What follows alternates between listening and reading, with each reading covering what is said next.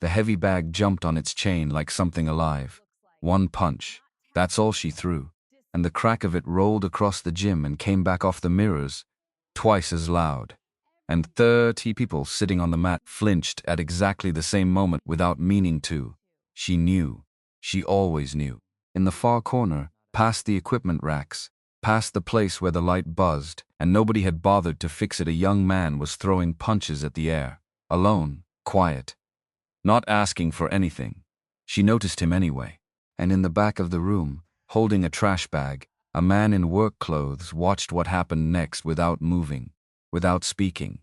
The kind of still that isn't stillness at all, the kind that has weight behind it. History behind it. A door behind it that hadn't been opened in 9 years. She laughed. The room laughed with her. The man in the work clothes said one word, and the room stopped. The heavy bag didn't move like a bag. It moved like a car had hit it. One punch. That's all Jennifer Williams threw. And the chain screamed, and the whole room flinched, and 30 people sitting on the mat pulled their shoulders in at exactly the same time without knowing they were doing it. Jennifer knew. She always knew. Again. She hit it again. Harder. The chain didn't just scream this time, it complained. Deep and metallic. The way old things complain when they're reminded what force actually feels like. A kid in the front row breathed out something low and reverent under his breath. Jennifer caught it without looking. Filed it. Good. That sound. That tiny involuntary sound. That was the whole point. She was 32 years old. 5'8", 138 pounds of trained, specific, deliberate muscle. She wore it the way some people wear expensive clothes, not showing off exactly.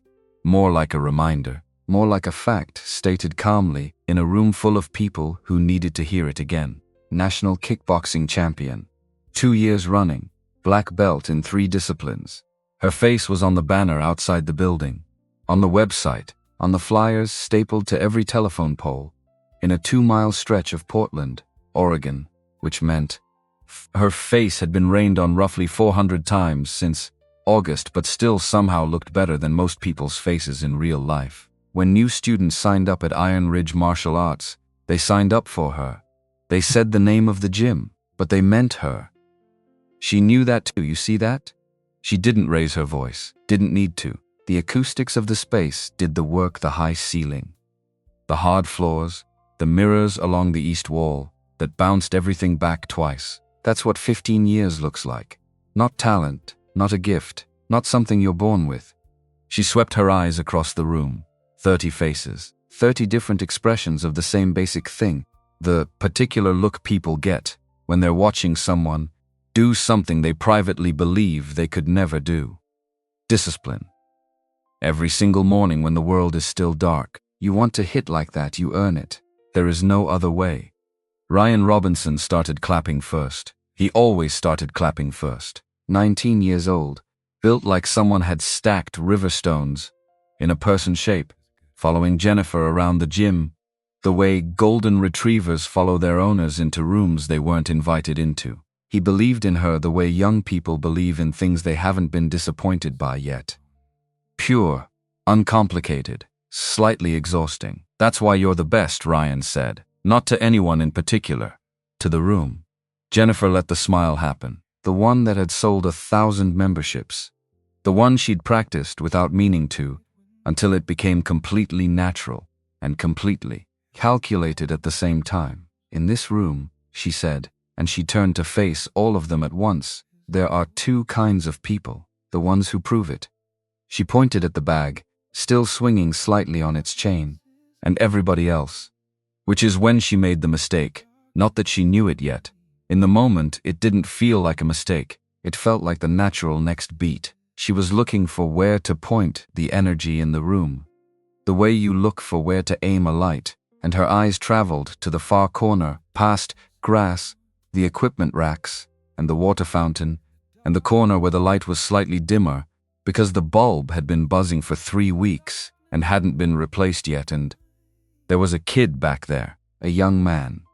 Maybe 18. Maybe right at 18. The way some people are still carrying the angles of what they're going to look like when they're 30. Not quite there yet. He was throwing punches at the air, alone, focused in that particular way, where you're pretending. You're not doing anything while very obviously doing it. Elbow out. Feet flat, all arm, no hip. The kind of punch that would tap you on the shoulder and apologize immediately after. Jennifer Williams had never once in her career walked past an easy target. Hey, her voice carried across the whole gym like it had somewhere specific to be. What are you doing back there? He froze. 30 heads turned at once, that uniform swivel like a flock of birds. Changing direction. He dropped his hands. The specific gesture of someone who'd just been caught doing something they thought was private. Nothing. Sorry. No. Come here. She was already smiling. Not the membership smile. The other one. The one that knew an easy laugh was coming. Come out here. Let me see it. He's fine where he is. The voice came from the edge of the mat. Flat. Mild. Carrying the particular weight of someone who doesn't raise their volume because they've learned volume isn't required. Jennifer turned. The man standing at the edge of the mat was holding a fresh trash bag and had the look of someone who'd just come from doing something practical in a back room. Work clothes, dark blue, the kind that don't show grease stains easily. A ball cap with the brim gone soft from being handled too much. Work boots with water on them. Not young, not old. Somewhere in the middle where life has done enough work on a face to make it interesting and quiet at the same time. She'd seen him before. Technically, he'd been in the periphery of the gym for 8 months, part of the furniture, the way useful things become invisible when they work consistently without complaint. She knew in some abstract sense that there was a maintenance man. She hadn't, until this moment, ever looked directly at him. Relax. She put her hands up, the generous gesture, the peace offering that isn't quite a peace offering. I'm just having a little fun. Come on, kid. Show me a punch, a real one. And the young man, because he was 18 and because 18-year-olds have that particular terrible bravery that comes from caring too much what the world thinks of them, stepped out onto the mat. Jennifer gave him room, made a show of it. The performer's instinct: give the audience a stage. Give them something to watch. All right, show me a punch. Don't be shy. He threw a punch. It was exactly the punch she'd seen from across the room. Elbow out, feet flat. No weight transfer, no rotation, no understanding yet of how force travels through a body when a body knows what it's doing. The kind of punch that had clearly never been thrown at anything real and knew it. Jennifer put her hands on her knees. She laughed. Not a small laugh, not a polite laugh. The real thing, the one that comes from the belly, genuine in its way, which made it worse. Oh, buddy. She straightened up, wiping something from the corner of her eye that might have been actual tears. Oh, no, no, no, no. The students laughed with her. Because that's what students do. Because the person at the front of the room was laughing, and laughing is contagious. And not everyone in that room was thinking about the 18-year-old with the red ears right now. Not everyone was watching his face. Mark Anderson was. That is not a punch, Jennifer said, and her voice had climbed into performance register now. The volume of someone playing to the back row. That is a wave. You throw a punch like someone who has never in his life had a reason. 2. She turned to the room, arms wide. Am I wrong? Tell me I'm wrong. You're not wrong, Ryan called, genuinely delighted. The delivery of someone who had no idea he was causing harm because he'd never once in his 19 years had to consider what the back of the room felt like. The young man looked at the floor. His ears had gone from pink to the particular deep red that only happens when humiliation runs all the way from the chest to the surface. Mark set the trash bag down. He didn't say anything yet. He took one step forward. Put himself slightly between the room and his brother, not dramatically, not with any performance attached to it, just a small repositioning, a shift of weight, an adjustment of angle. The kind of movement that in a different context would be invisible and, in this context, somehow was not. A smarter person than Jennifer Williams would have noticed it. The complete absence of hurry in it, the way the step landed without sound on the mat. Jennifer did not notice. Jennifer was on a roll. Whose kid is this? She scanned the mats, with the casual authority of someone taking inventory in their own house. Someone's got to claim him. He's mine. Jennifer's eyes landed on Mark and took their time. That deliberate kind of looking that is designed to be seen happening, designed to communicate something about who is more worth looking at. From the ball cap down, the faded work clothes to the boots, with the matte water on them.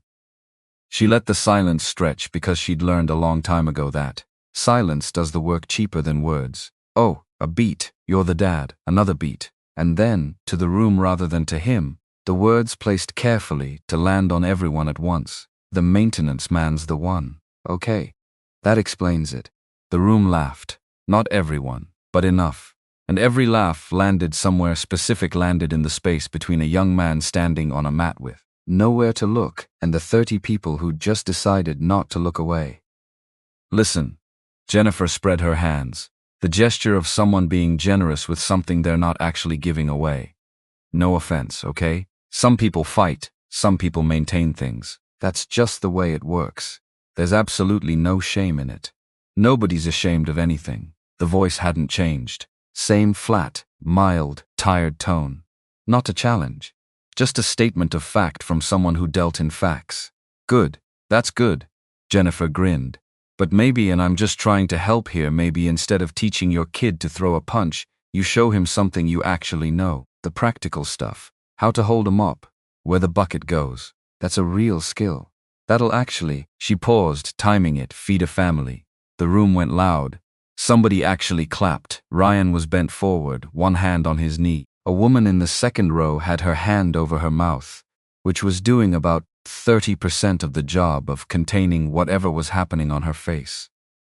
It was the biggest laugh Jennifer had gotten all week. She took a small, abbreviated bow, because why not? The room was hers. The room had always been hers. And Mark Anderson looked at his brother, not at Jennifer, not at the 30 people laughing. At Brian. He saw the way Brian's shoulders had pulled forward and in, the body doing unconsciously what it does when it needs to be smaller. He saw the jaw set tight. He saw the eyes down, fixed somewhere on the mat, around the middle distance.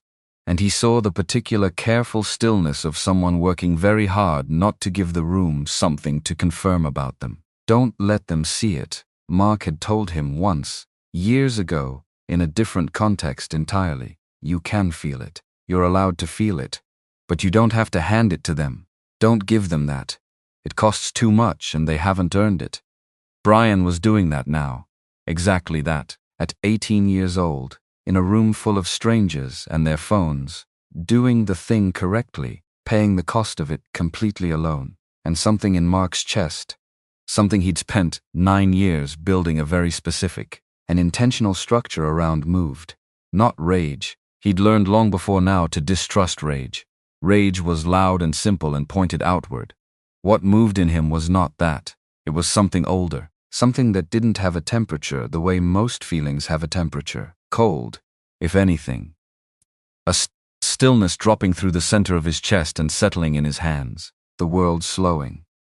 Every exit in the room clarifying. The distance between himself and Jennifer Williams, which was approximately 9 feet, becoming very precise and very legible. He had lived in this place before. He had done things in this place he would not describe to another person as long as he was alive. And he recognized it the way you recognize a road you've driven in the dark, not by seeing it but by the specific feel of it under you. Not for this, he thought it clearly. Not over a joke, not over this. Come on, Brian. Quiet. Let's get your stuff. He would have done it. That was the truth. He would have walked his brother out of that building and eaten every single ounce of it, because that was the harder thing, and the harder thing was almost always the right thing. That was the whole architecture of the life he'd built here. You feel it. You choose not to use it. You walk your brother home and you eat dinner, and tomorrow is another day. He was 3 steps from the door when Jennifer stepped into his path, not touching. She wasn't touching him, just planting herself in the space between where he was and where the exit was. The specific gesture of someone who needed him to stay more than he needed to go, and couldn't quite say so directly. The smile was still present, but something had shifted in the room behind it. Some animal awareness that a man walking away quietly was worse, for the story she'd been telling herself than a man who pushed back. A man who walks out with his dignity intact, makes the loud person in the room into the loud person. And some part of Jennifer Williams had felt that without being able to name it, which is the most dangerous kind of feeling. She said it, conversationally, offered it like an observation. You come in here every night, you watch us train. I've seen the look. I've seen it on 100 different guys. The guy who thinks he could do it too, if things had been different, if life hadn't, you know. She tilted her head slightly. The guy on the couch who's very certain he would have done better. You should let us go. Mark's voice hadn't changed at all. Same flat, mild register. Same complete absence of performance. Which was somehow the thing that got deepest under Jennifer's skin, not defiance, not anger, not the wounded pride she was used to dealing with, but the total refusal to be interesting in a way she could manage. She couldn't find the crack. Or what? She was smiling again. The phones had started coming up around the room, and she could feel them without looking, that particular shift in the air.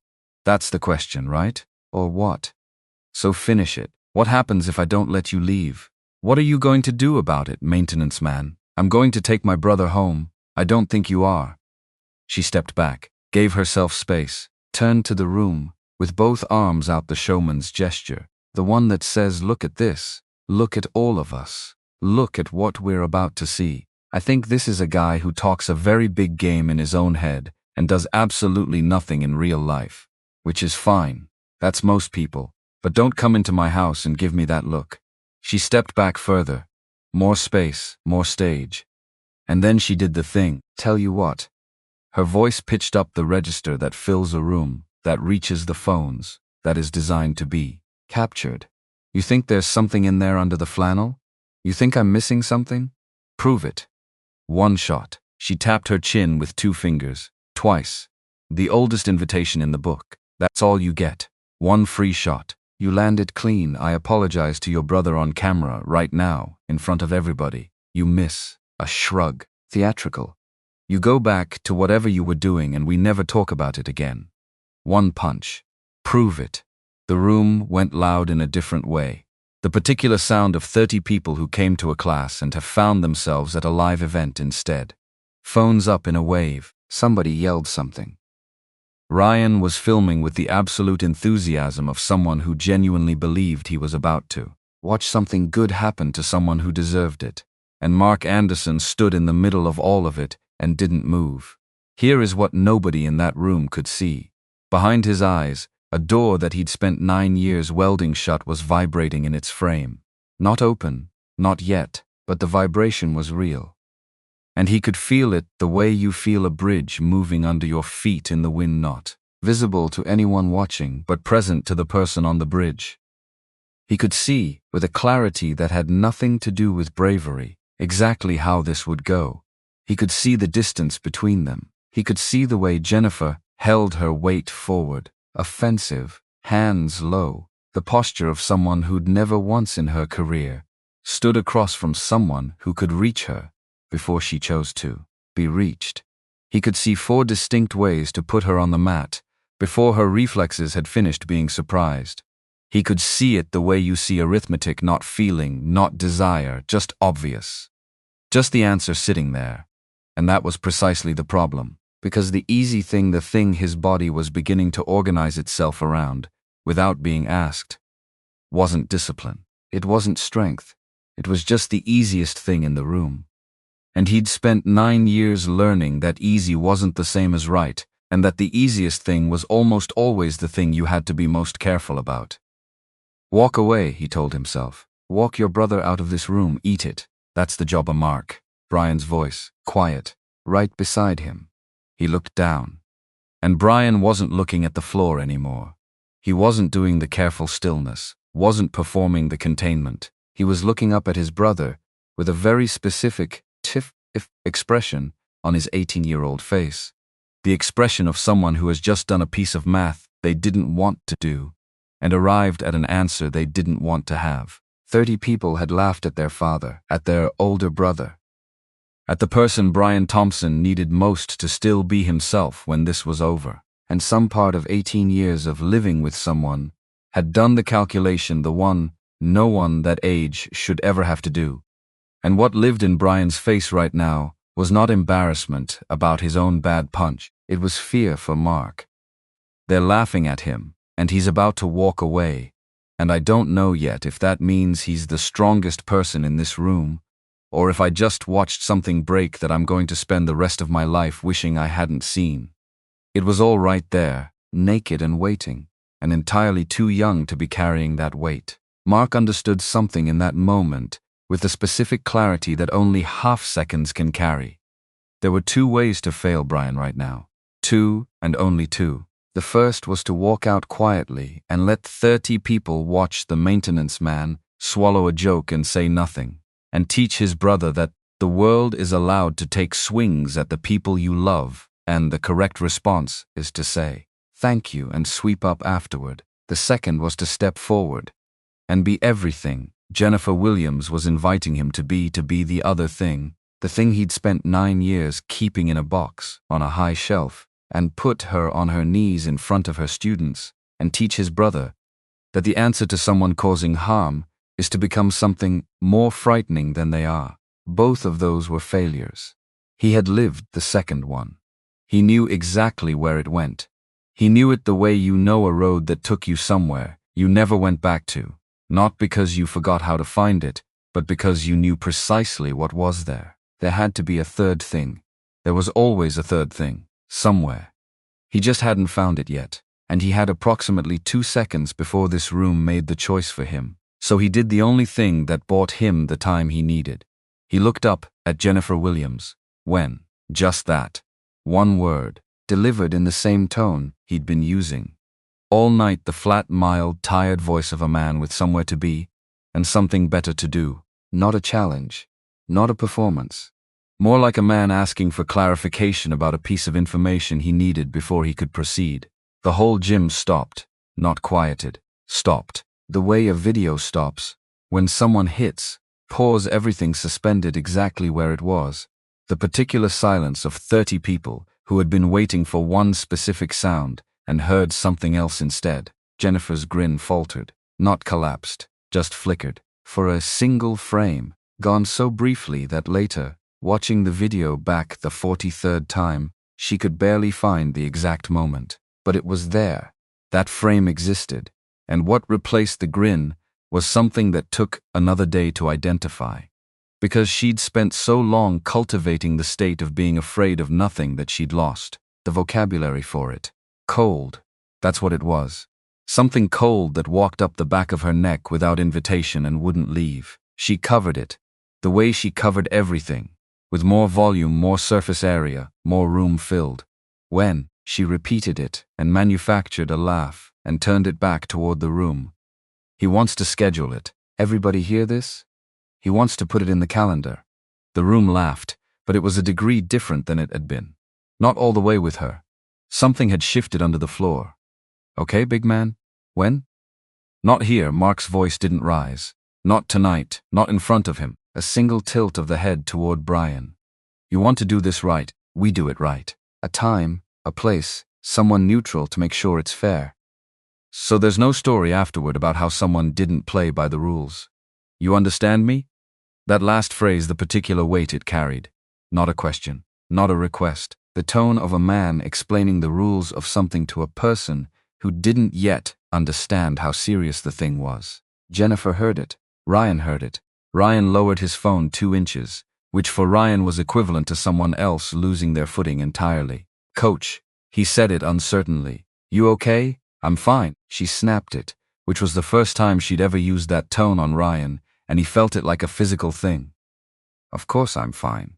She looked at Mark, and something in her, the part that had been doing this long enough to know when a room has changed underneath you, wanted badly to let it go. To laugh it off, to wave her hand and say never mind, and let the maintenance man have his quiet moment and go home and chalk it up to an interesting Tuesday. She had been doing this since she was 17. She had built the whole thing, the gym, the banner, the students, the face on the flyers, on never blinking, on never being the one who backed down.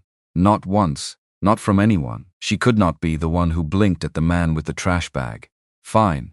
She lifted her chin. Let the word land flat. You want official? We'll make it official. Saturday, 9 days. Right here, this mat. Doors open. Everybody welcome. We put it out. We let the whole city come watch. We do it clean and we do it right. She pointed. One finger. The gesture of someone planting a flag. That work for your schedule? Saturday. Mark picked up his brother's backpack from the bench at the edge of the mat, held it out without looking back. Get your shoes on.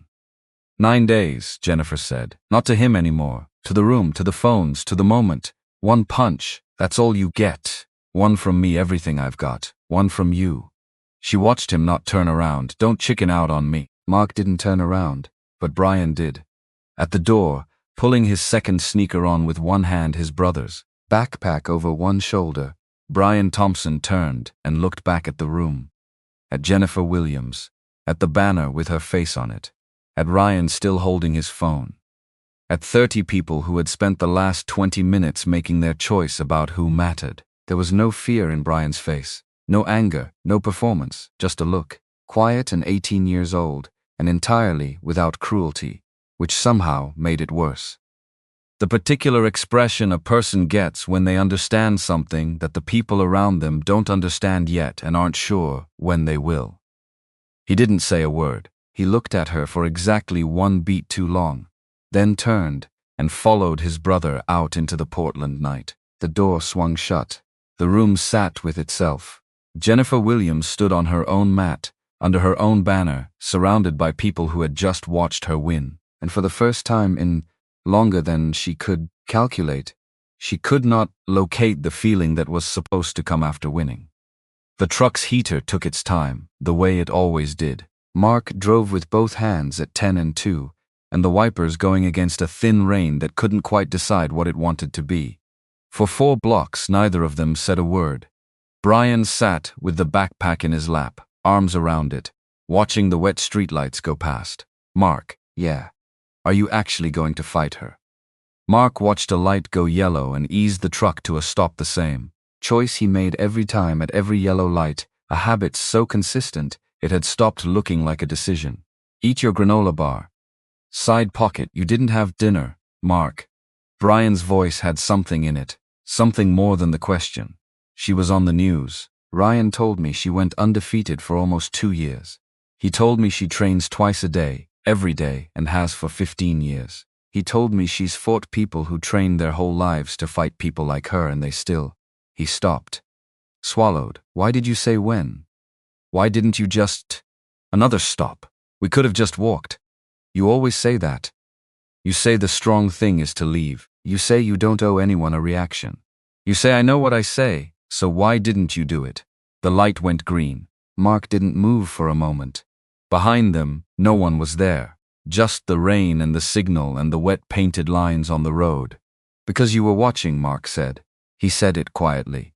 He pulled through the intersection. That's why. That's not. Brian turned in his seat, frustrated in the specific way of someone who needed an answer to be simpler than the answer was. That's not an answer. That doesn't explain anything. It will. Someday it will. I promise you. A long silence. Are you going to win? And Mark Anderson, who could have told his brother the truth, who could have said that he'd stood across from people with a great deal more skill and experience than Jennifer Williams would ever have, that winning was not remotely the variable he was worried about, that the actual question was not the one Brian was asking. Looked at his brother's face in the green dashboard light and understood that the question was wrong, that the whole next 9 days were going to be about that. About finding the right question, about teaching it. I don't know yet, Mark said. Which was the only true answer to the question Brian actually needed answered. Brian slumped back. He wasn't satisfied. He was 18 and tired, and his ears were still warm, and his brother's hands were steady on the wheel. And the hands had gotten him through the worst year of his life, so he let them carry him now. He ate the granola bar from the side pocket. Without saying anything else, they rode home through the rain. But there was a shoebox on the top shelf of Mark's closet, behind the winter blankets, where it had been for 9 years. A shoebox Brian had seen exactly once from a distance and had never been allowed to open. And in 9 days, before he walked back into that gym, Mark Anderson was going to have to take that box of down, open it, and decide how much of the man inside it his brother was old enough to meet. The wipers swept the rain away. It came back, the wipers swept it away again. Across Portland, a shaky phone video was already at 10,000 views, then 20, then 50. The title someone had given it, Kickboxing Champ Calls Out Janitor, he says one word. The comment section was 1,000 people already certain they knew what they were looking at. Not one of them did. By the time Mark pulled into his driveway, 40,000 strangers had already decided who he was. He didn't know that yet. He turned off the truck, sat for a moment in the dark with his hands still on the wheel. Then he got out and went inside. He rinsed the one plate in the sink, set the coffee machine for morning, checked the back door, checked it again, the old habit, the one that had never left. Then he picked up his phone, which had been buzzing since they'd gotten in the truck. 19 times he'd let it go. The video was at the top, 51,000 views, 3 hours. Someone had captioned it with a laughing emoji. And the words, he really thought he was doing something. Mark watched 30 seconds of it with the sound off. In the video, he looked exactly like what the caption said he was. A tired man in work clothes holding a trash bag saying one word to a laughing champion. The phones hadn't caught his eyes. They'd caught his posture, his stillness, which read completely differently on a 4-inch screen than it felt from 9 feet away on the mat. He turned the phone face down. The front door opened. He hadn't heard it coming. He never didn't hear doors, which told him something about where his head was. 9 days out. Laura Clark stood in the kitchen doorway, still in her coat, her own phone in her hand. The look on her face, the specific look of someone who has learned something they didn't want to know. Ra, it's midnight. You said yes. She held the phone up. You said yes to fighting a professional. My coworker sent it to me. My dentist posted it. There are currently 17 comments using the phrase "oh no," and 4 people have made it into a meme with circus music. Circus music, Mark. She stopped herself, tried a different register. Quieta. I saw what she said about the mop. In front of Brian. Her jaw worked. I watched it twice and I want to drive over there and... That's the thing I'm trying not to teach him. Mark filled a glass of water at the sink. Laura stared at him. She was 4 years younger than him, and she had known him her whole life. And there had been an 11-year stretch in the middle of it where she hadn't known him at all. He'd come home from whatever the programs were called. He'd never named them to her. Not specifically, not the places or the missions or the things the missions required, and he'd been quieter each time. Older each time. Until the day he came home for good, and was so still, and so careful, and so deliberate about everything that she'd cried in her car for 20 minutes and then gone inside and hugged him, and hadn't explained the crying, and he hadn't asked. She'd gotten her brother back in a form she hadn't known before, and she'd loved that form more than the one she'd grown up with, which had seemed impossible until it wasn't. She knew what he used to be. She was one of maybe 3 people alive who knew, and that knowledge had specific weight on her chest right now, in this kitchen. Mark. She set her phone on the counter. Look at me. Are you going to hurt her? Just that. The only question that actually mattered. He set the water glass down without drinking from it. The kitchen clock ticked. A car went by outside, headlights crossing the ceiling and leaving. No, he said. She waited. I'm not going to hurt her. You paused. Rai saw it. I know what that pause means. I've seen it exactly one other time. She took a step closer, dropped her voice. It was the night before you left for the second deployment. And you looked at me with the same eyes and said the same no, with the same voice, and then you were gone for 18 months, and came back. Different. Her eyes were wet. So I'm asking you as your sister, what happens when she comes at you Saturday with everything she has, and 30 cameras are pointed at you and she catches you right? What happens to the man I got back? The kitchen held the question. Down the hall, the heater ticked. The rain had picked up slightly against the window. That's the whole problem, Mark said. That's exactly what I've been sitting in the truck, thinking about for an hour. He looked at her. and for one moment the careful exterior moved. The way ice moves on a river. When the temperature changes, you see it happen, but you can't quite catch the exact moment. Under it, something she hadn't seen in 9 years and had hoped never to see again. Not fear of Jennifer Williams. Something older. I don't know what happens, that's the truth. 9 years I've kept that door closed, and I don't actually know how strong the lock is because I've never tested it. I've never had a reason to open it on purpose. He paused. Saturday I'm going to have to open it a crack. On purpose, in a room with Brian watching. Then don't do it. Call it off. I can't call it off. Why not? Let them laugh. You've eaten worse. He asked me if I was going to win. Mark's voice stayed level. In the truck on the way home. He asked me if I was going to win, Ra. He's 18, and that's the question. Win or lose. He looked at me, and that's what he needed to know. He shook his head, slow. I can't blame him for it. That room taught him that tonight. The whole world is about to finish teaching it to him, this week. 2 kinds of people, the ones who prove it and everybody else. He was quiet for a moment. If I call it off, he learns his brother is everybody else. And if I walk in there and I take her apart in 30 seconds, which I can do, and some part of me, some part I don't love anymore, wants to. He stopped. He learns the answer is to be scarier than whoever's hurting you, Laura said. Both of those are lies. And he doesn't have parents to unteach them. He's got me. He looked at his hands on the counter. There has to be a third thing. There always is. I just haven't found it yet. I've got 9 days. Which would have been a fine place to leave it. The 2 of them in the kitchen at midnight with the rain on the windows. And a problem without an answer yet, and 9 days to find it. Except at that exact moment, from the dark hallway behind Laura, came a voice that stopped both of them completely. What door? Brian was standing in the hall, in his socks. Neither of them had heard him come. The quiet of the house Mark had built working against him. Now he'd made it so still that a person could walk down a hallway on soft feet and arrive without announcement. Brian looked at his brother, looked at Laura. Back to Mark. His face had something in it that was worse than fear. Because it was the fear of someone who has understood that there is a thing they don't know and that the thing is important. You said there's a door you keep shut, Brian said. He stepped into the kitchen light.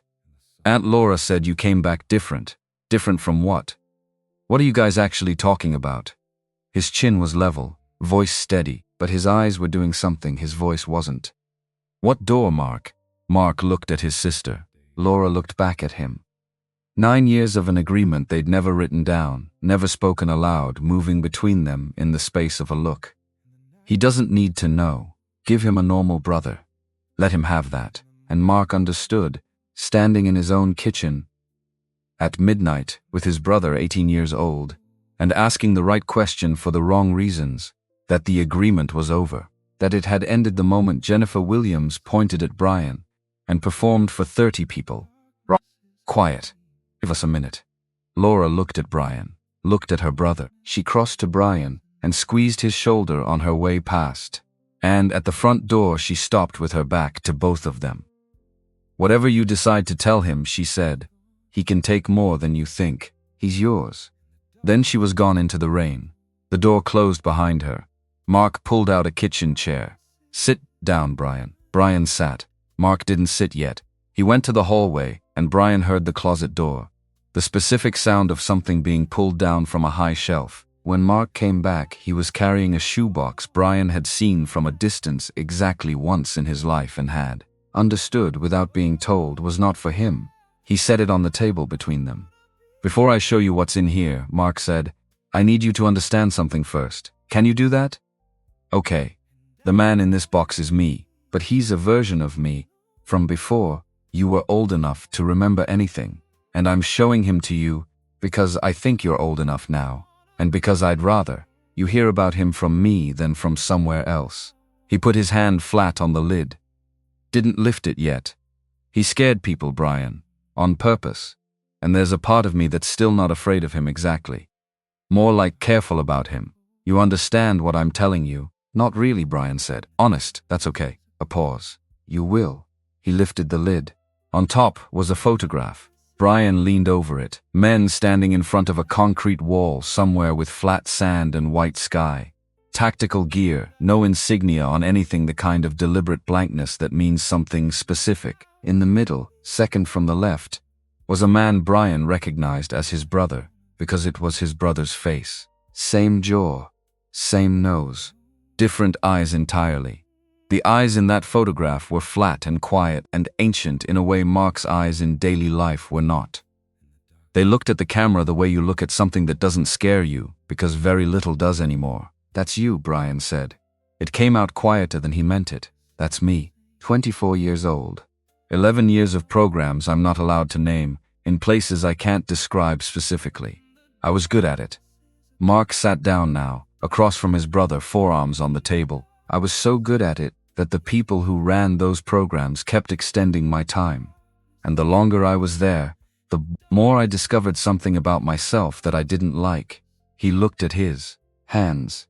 Quiet. For a moment. When things got bad enough, there was a place I could go inside my own head where everything got slow, calm, clear. And in that place I could do whatever needed doing without feeling it. Not while it was happening. A pause that had weight in it. The feeling came later. Always came later. Brian was very still. "That place kept me alive. I won't lie to you and pretend it didn't. But it's not somewhere a good man visits on purpose. And by the end I was starting to prefer it. So I came home." A small, real smile moved across Mark's face for the first time all night. "And then I met your parents. Your mom looked at all of it. I told her everything. More than I've ever told anyone. And you know what she said?" Brian shook his head. "She said that man kept you alive so I could have you. So we'll thank him and then we'll put him away, and you and I are going to build something on top of the box where he lives." Brian's throat moved. "So that's what we did. We built a life on top of the box. And then you came along, and you were the best thing ever built on top of anything." Mark stopped. "Had to. And when your parents got sick when we lost them, she made me promise one thing before she was gone. She didn't ask me to be happy. She knew that was too much to ask. She grabbed my hand and she said, 'Promise me he never meets that man. Promise me our son, our Brian, never has to be afraid of you.'" The kitchen clock ticked. The rain was quiet now, lighter against the glass. "That's the promise I've been keeping," Mark said. "That's the whole reason I fix floors for a living instead of the dozen other things I know how to do. Because floors are quiet. Because nobody gets hurt. Because I mopped a floor too hard. Because I can pick you up from campus and be home by 9, and that is the whole job." He looked at his brother, and that woman tonight was taking a hammer to it, in front of 30 strangers, for a laugh. Brian looked at the photograph for a long time. Then he looked up, and Mark had been bracing himself. Had been bracing himself for 9 years. If he was honest, for the thing he saw next. For the fear, for the specific change that happens in someone's eyes when they understand that the person they need most is also a person with things inside them that don't have simple names. Brian didn't look afraid. Brian looked like something in his chest was breaking, and it wasn't for himself. "You could have stopped her," he said. "The whole time." "Not a question." "Yeah," Mark said it quietly. "I could have.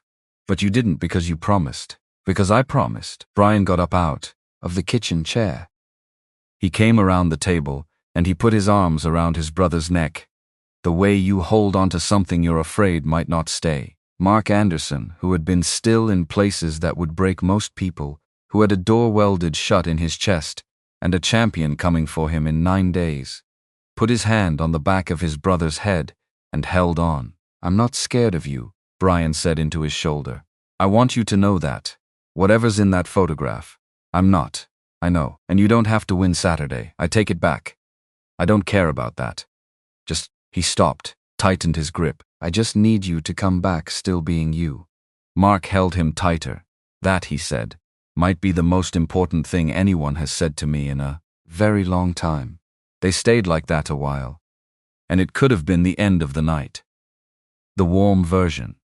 The truth out on the kitchen table between them and two people who could breathe a little. But 2 miles away at that same midnight hour, Jennifer Williams was sitting alone in her dark office watching a video for the 40th time, and she had stopped laughing at it, around view 3. 100,000, and half the comments weren't doing what she expected, and a 10-year-old's feeling that quiet, pitying, inexplicable look Brian had given her from the doorway was still there in the back of her chest, doing something she didn't have a name for yet. Children don't look at people who are about to win with eyes like that. Children look at people who don't know what's coming. The video hit 1 million views sometime around 4 in the morning, while Portland slept and Mark Anderson did not. He knew because his phone screen lit up on the kitchen counter. He hadn't turned it all the way off. Old habit, the kind that doesn't leave, even when everything else about a life has changed. He watched the notification arrive without picking up the phone. Just the rectangle of light on the ceiling above the counter. Then another. Then 3 more in quick succession. He didn't touch it. He rinsed his coffee cup, dried it, put it exactly where it lived on the second shelf. Went to bed at 1:17 and lay on his back and looked at the ceiling for 2 hours and 40 minutes without quite sleeping.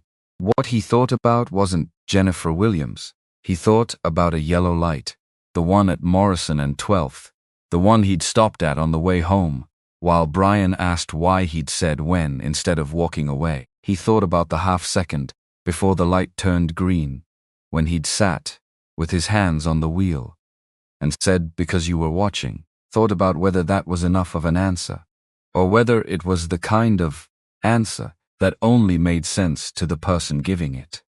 He thought about Brian's face on the mat, the exact moment the math had shifted, when Brian stopped being embarrassed about his own punch and started being afraid for someone else. 18 years old and already carrying that. Already doing the impossible arithmetic of loving someone whose full dimensions you don't know yet. At 4:12 he got up, went to the kitchen, and made the coffee he'd already set up the night before. He stood at the window while it brewed and watched the rain do what Portland rain does. In October, commit fully. No ambivalence, just water from the sky, with the patience of something that has been doing this for 10,000 years and plans to continue. His phone screen lit up 4 more times. He let it. Morning arrived the way. Mornings arrive after bad nights, not suddenly, just gradually less dark. The neighborhood assembling itself out of the black in pieces. The Hendersons' porch light across the street. The shape of the maple tree. The white lines of the curb. Brian came down at 7:14, still in yesterday's clothes, hair doing 3 different things, and stood in the kitchen doorway, looking at his brother, with the particular expression of someone who has been thinking all night and has arrived somewhere they didn't mean to go. How many? Mark handed him a cup without being asked. Don't. I just want to know. It doesn't matter how many. Over 1 million? Mark looked at him over the rim of his own cup. Brian took that as a yes. He sat down at the kitchen table and stared at his coffee like it had personally inconvenienced him. Ryan texted me, Brian said, at 6:30 this morning. He said there's a guy in the comments with 8,000 likes who wrote a whole breakdown of your body language and why you're definitely military. He said people are making predictions. Odds, like actual gambling odds, on you. Ryan should text people at more reasonable hours. He's excited. I noticed he thinks you're going to lose. Mark drank his coffee. Ryan's young. Brian looked at his brother. You're not worried about losing? About any of it. And Mark set his cup down and looked at Brian with the specific patience of someone who has something true to say and is taking a moment to find the right arrangement of words for it. I'm worried about exactly one thing, and it's not Jennifer Williams's hands, and it's not the cameras, and it's not the people in the comments making odds. He held his brother's eyes. You know what I'm worried about. Brian knew. He'd been lying on the ceiling of his room thinking about it since 1 in the morning. The door. The thing on the other side of the door. The flat, ancient eyes in the photograph. He wrapped both hands around his cup and didn't say anything else. The phone rang at 8:47. An unfamiliar number with a Portland area code. Mark let it go to voicemail. 30 seconds later it rang again. He let that go too. The 3rd time he picked up.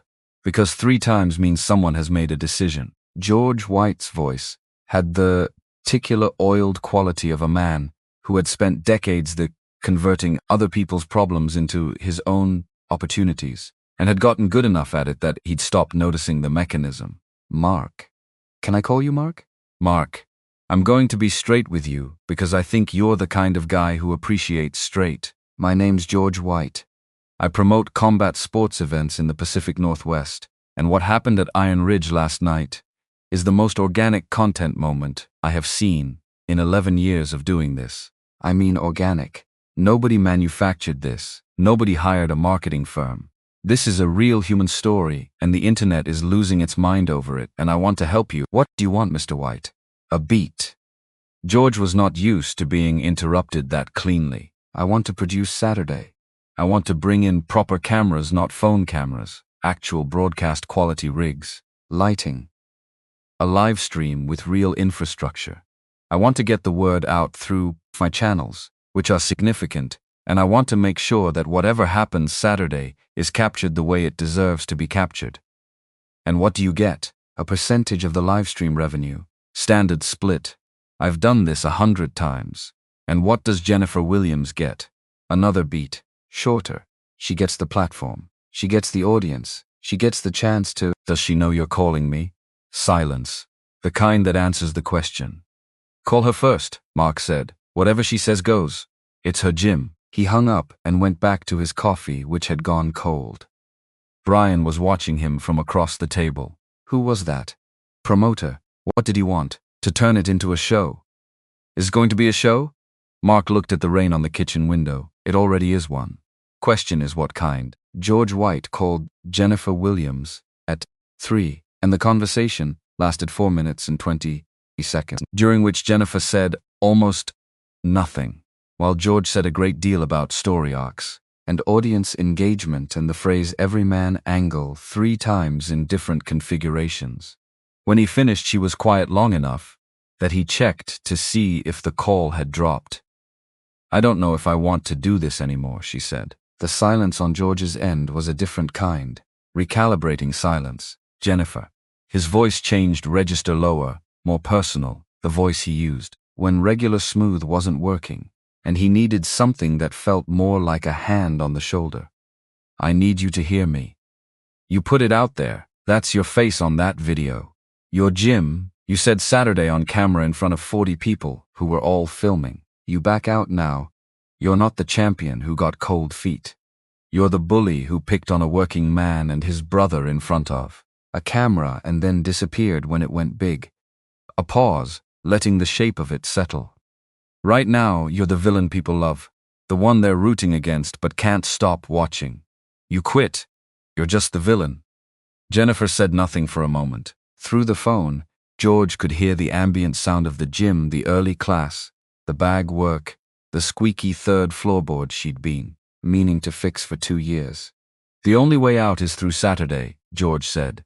Trust me, I've seen this 100. She hung up. She stood at the front counter of her own gym, holding a phone that had just delivered a set of options she hadn't chosen and couldn't refuse.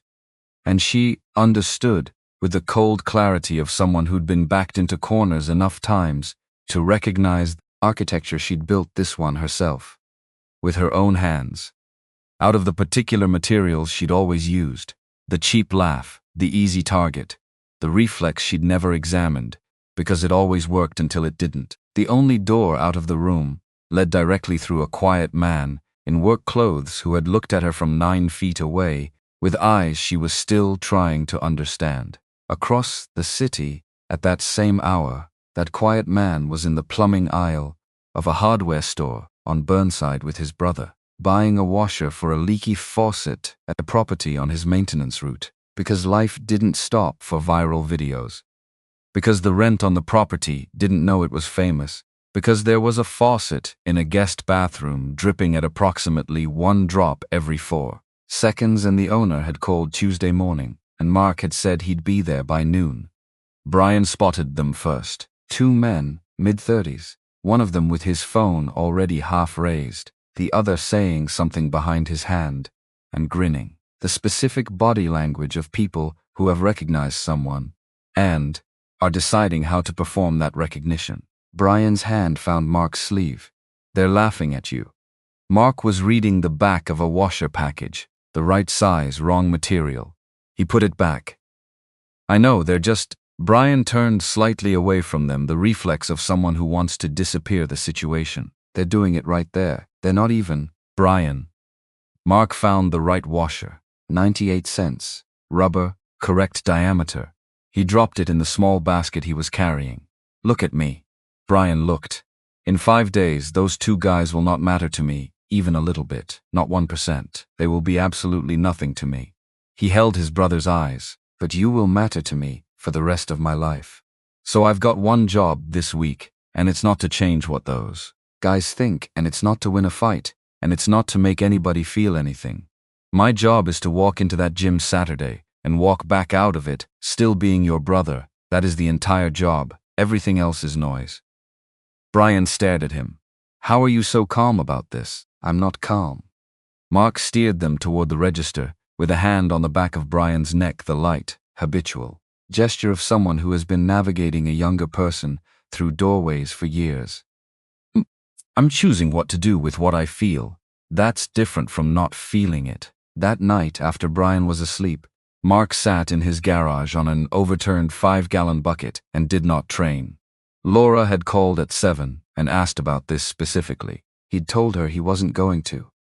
The silence on her end had the texture of someone physically restraining themselves from an argument.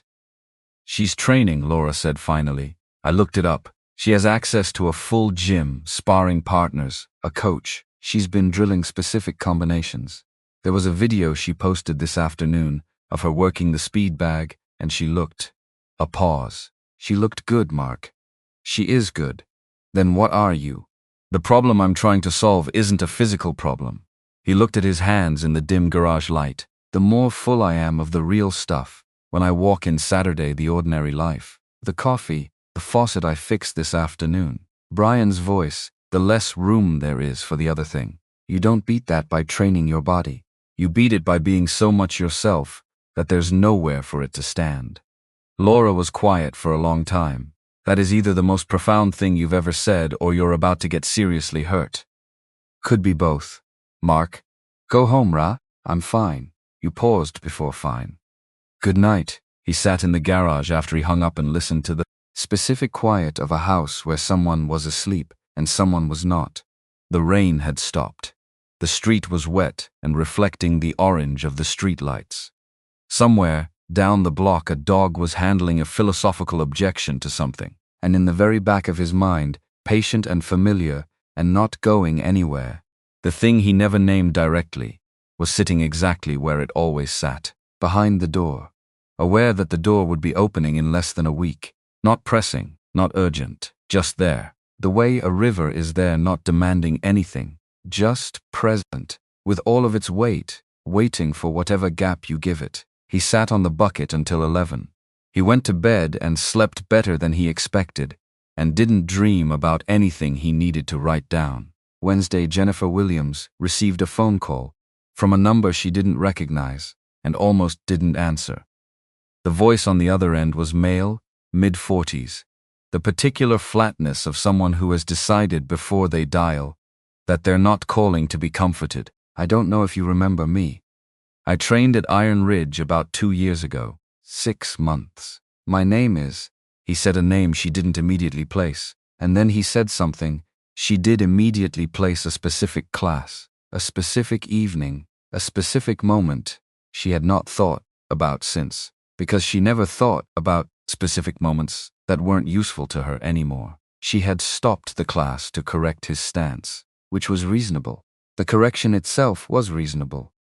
But the way she'd done it in front of 12 other students, with the particular tone that turned a technical note into a verdict, had not been reasonable, had been the reflex, the easy laugh, the way of establishing the room's hierarchy that didn't require anyone to threaten her directly, because everyone already understood what happened to the person who got corrected like that.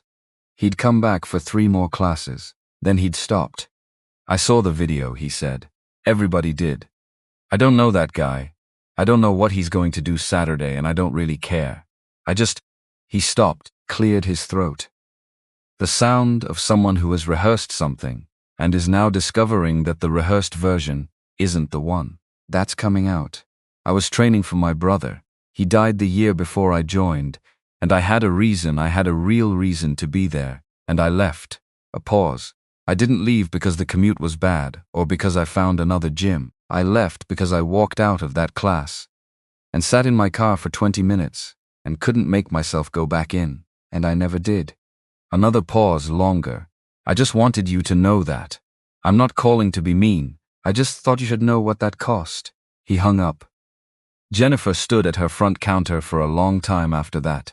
The morning class was happening 20 feet away. She could hear Ryan calling out a combination to someone, the slap of gloves on leather, the squeak of the third board. She'd thought about the video. She'd thought about Mark's eyes. She'd thought about Brian's face at the door and what it had meant and why it kept returning to her in the dark. She hadn't thought, not once, about the people who'd left quietly, the ones with no cameras, the ones who'd just stopped coming and hadn't made it anyone's business but their own. There was no way to count them. That was the part that sat on her chest for the rest of the morning like a stone. No way to know the number. No way to know what they'd been carrying when they walked through her door and what they'd walked back out with. She taught the morning class. She was technically perfect. She was also somewhere else. Thursday. The comments section of the original video had bifurcated cleanly into two camps that weren't talking to each other. One side was enthusiastic about Saturday for the reasons George White found commercially interesting. The other side had found something in the 37 seconds of Mark Anderson saying one flat word and then refusing to perform for the room, something they couldn't. Entirely articulate but kept trying to. He's not scared. That's the thing. Look at his eyes. He's not scared of her at all. Someone with a handle involving the word Ranger had replied, "I've known guys who look like that. You do not want to find out what you look like to someone who looks like that." That comment had 4,000 likes by Thursday afternoon, and a thread beneath it of 260 replies. Mark didn't read any of it. He fixed a garage on Wednesday, diagnosed a boiler issue on Thursday morning, and spent Thursday afternoon replacing a section of copper pipe under a kitchen sink on the east side. He picked Brian up from campus at 3:42. They drove to the grocery store. They made dinner. Mark washed the dishes. Brian dried them, which he'd started doing 8 months ago without being asked, and which Mark had never commented on, because commenting on it would have made it a thing when it was better as just a thing that happened.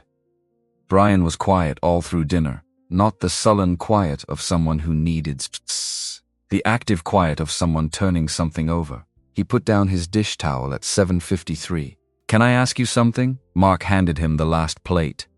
"You're going to regardless. Why didn't you use the punch?" Mark looked at him. "She gave you one punch," Brian said. "That was the deal. One free shot. You never took it." He put the plate away. "You were there. You had the shot. Why didn't you just end it clean? Use the one you were given." Mark dried his hands, set the towel on the counter. "What would that have proven?" "That you could, Brian. Not sharp. Just the particular tone of someone pointing at the actual question from 1 degree over. The whole point was never to prove I could. If I walk in there, take my one shot, drop her on the mat, and walk out, what does she learn? What do the 30 people in the room learn? What do you learn?" He shook his head. "That the guy with the better training wins. That's it. That's the whole lesson. The strong person beats the other person. We already knew that. That's not why I said when." Brian was quiet, processing. "The punch was never the point," Mark said. "What happens when I don't take it? That's the point. What happens when a person who can end something chooses not to?" He looked at his brother across the kitchen. "That's the only lesson worth teaching." Brian thought about that for a long time. "What if you lose?" he said finally. "Not what if she beats you. What if you lose the specific phrasing of someone who's started to understand that? The two things aren't identical." "Then I lose," Mark said, "and we go home, and I'm still your brother." Friday came in like the day before. A thing always comes in too slow and too fast at the same time. The hours stretching and compressing with no predictable pattern. Every ordinary task carrying the faint static of something large on the other side of tomorrow. Edward Harris called at 10:14. He owned Iron Ridge on paper, had signed the lease and the liability insurance and the business license, and had met Mark Anderson exactly twice in 8 months.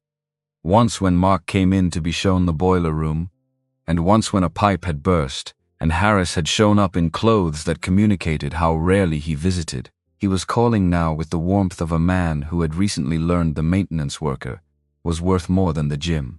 "Mark. Dan, can I call you Dan?" "Listen, I've been looking at the numbers since Tuesday and our inquiry line has..." "It's Mark, right. Mark, listen. I want to bring you on. Real instructor role, salary, benefits. We'd obviously need to redo the banner, but no." The pause of a man who has not recently been told no by someone whose main qualification was a mop. "I'm sorry? No, I appreciate it, but no." Mark was on his back, under the gym's main electrical panel, which had been showing intermittent issues since September, that everyone had ignored, and that he'd been tracking with a particular kind of patience that comes from knowing a problem is real, even when no one else is treating it as one. "You didn't know my name on Monday, Mr. Harris. The only thing that changed between Monday and today is a number on a phone. I don't build my life around numbers on phones." A longer pause. "You're turning down an instructor position to keep..." "I'm turning down a banner to keep picking up my brother at 3:40. Those aren't the same thing, but they look similar from where you're standing." He found the loose connection he'd been looking for. "I'll keep doing the job I've been doing if you'll have me. That's all." Harris called back 40 minutes later to say the maintenance contract would continue. He said it like he was granting something. Mark said thank you and meant it, and let the man have the feeling. Laura arrived at the house at 6 Friday evening with a container full of soup. She said Brian needed because neither of them ate properly under stress, which was true. She stood in the kitchen while Mark served it and watched him with the particular surveillance of someone who had been watching him for 40 years and knew every note of, every register. "You slept," she said. "Not quite a question. Pretty well. That's either a good sign or a very bad sign." "I know." She sat, wrapped her hands around her soup bowl. "I watched the video again this morning, the original one." She looked at her brother across the table. "There's this frame. Right when she laughs the first time, and the room goes with her. You're holding the trash bag, and you're looking at Brian, and your face does." She stopped. "It's very fast. But it does something. I know what it does." Does she know what she's standing across from tomorrow? Mark was quiet for a moment. "I think she's starting to. And that doesn't..." Laura searched for the right word. "That doesn't worry you." "It worries me about me, not about her." He looked at his soup. "A scared person makes unpredictable moves. Unpredictable moves are the ones that get through." He picked up his spoon. "She's going to come at me with everything she has because she's terrified and she can't show it. That's when something might land. That's the variable." Laura stared at him. "You're describing the scenario that hurts you like it's a weather pattern." "It kind of is." "Mark, rah." He looked at her directly. "I've had 9 years of peace. Good years. Better than I deserved probably. Real ones. Brian's in college. The boiler at Iron Ridge runs. I sleep most nights." A pause. "Whatever happens tomorrow, I've had all of that. That's mine. Nobody's taking it back." She didn't say anything for a while. The soup steamed. Outside, the first night of the weekend was settling into the neighborhood, someone's television, a car with the bass too high, the general human sound of a city that didn't know or care what was happening in one house on one street. "He's going to be in the front row," Laura said. "I know. He told me this afternoon. He said he's standing where you can see him." Mark was quiet. "He's the one holding the door shut," Laura said softly. "Isn't he? That's the third thing. That's how it works." She watched her brother's face. "He's the reason you stop." Mark set down his spoon. "It's not a guaranteed reason." He said it carefully. "That's what I need you to understand. It's the best reason I've got. It's the only one that's ever worked on that part of me. But I've been opening this door on purpose for the first time in 9 years, and I don't know." He stopped. "I don't know how wide it goes. That's the truth, and I need you to know that the truth is I don't know." Laura reached across the table and put her hand over his. She didn't say anything. There wasn't anything to say that would have been better than just that. Brian came in from his room at 9:17 to tell them he was going to sleep early so he'd be rested, and both of them looked at him with such transparent feeling that he stopped in the doorway and frowned. "What? Nothing," Laura said. "Why do you both look like that?" "Like what?" Mark said. "Like I just said something sad you didn't," Mark said. "Go sleep. We'll be here." Brian looked at his brother for an extra second. "You're still okay. I'm still okay, okay." Brian looked at Laura. "Stop making that face." And then he went back down the hall. And his door closed, and the house was quiet again. And that was Friday. And then it was Saturday. And then it was morning. Mark was up at 5:47. Coffee, the window, the familiar ceremony of the day. He didn't feel the way he'd expected to feel, which was something he noted without surprise. He'd learned a long time ago that his body had its own relationship with significant events, a particular calm before them. Not peace, exactly, more like the absence of the ordinary noise. As if the system had done its preparation work and was simply waiting.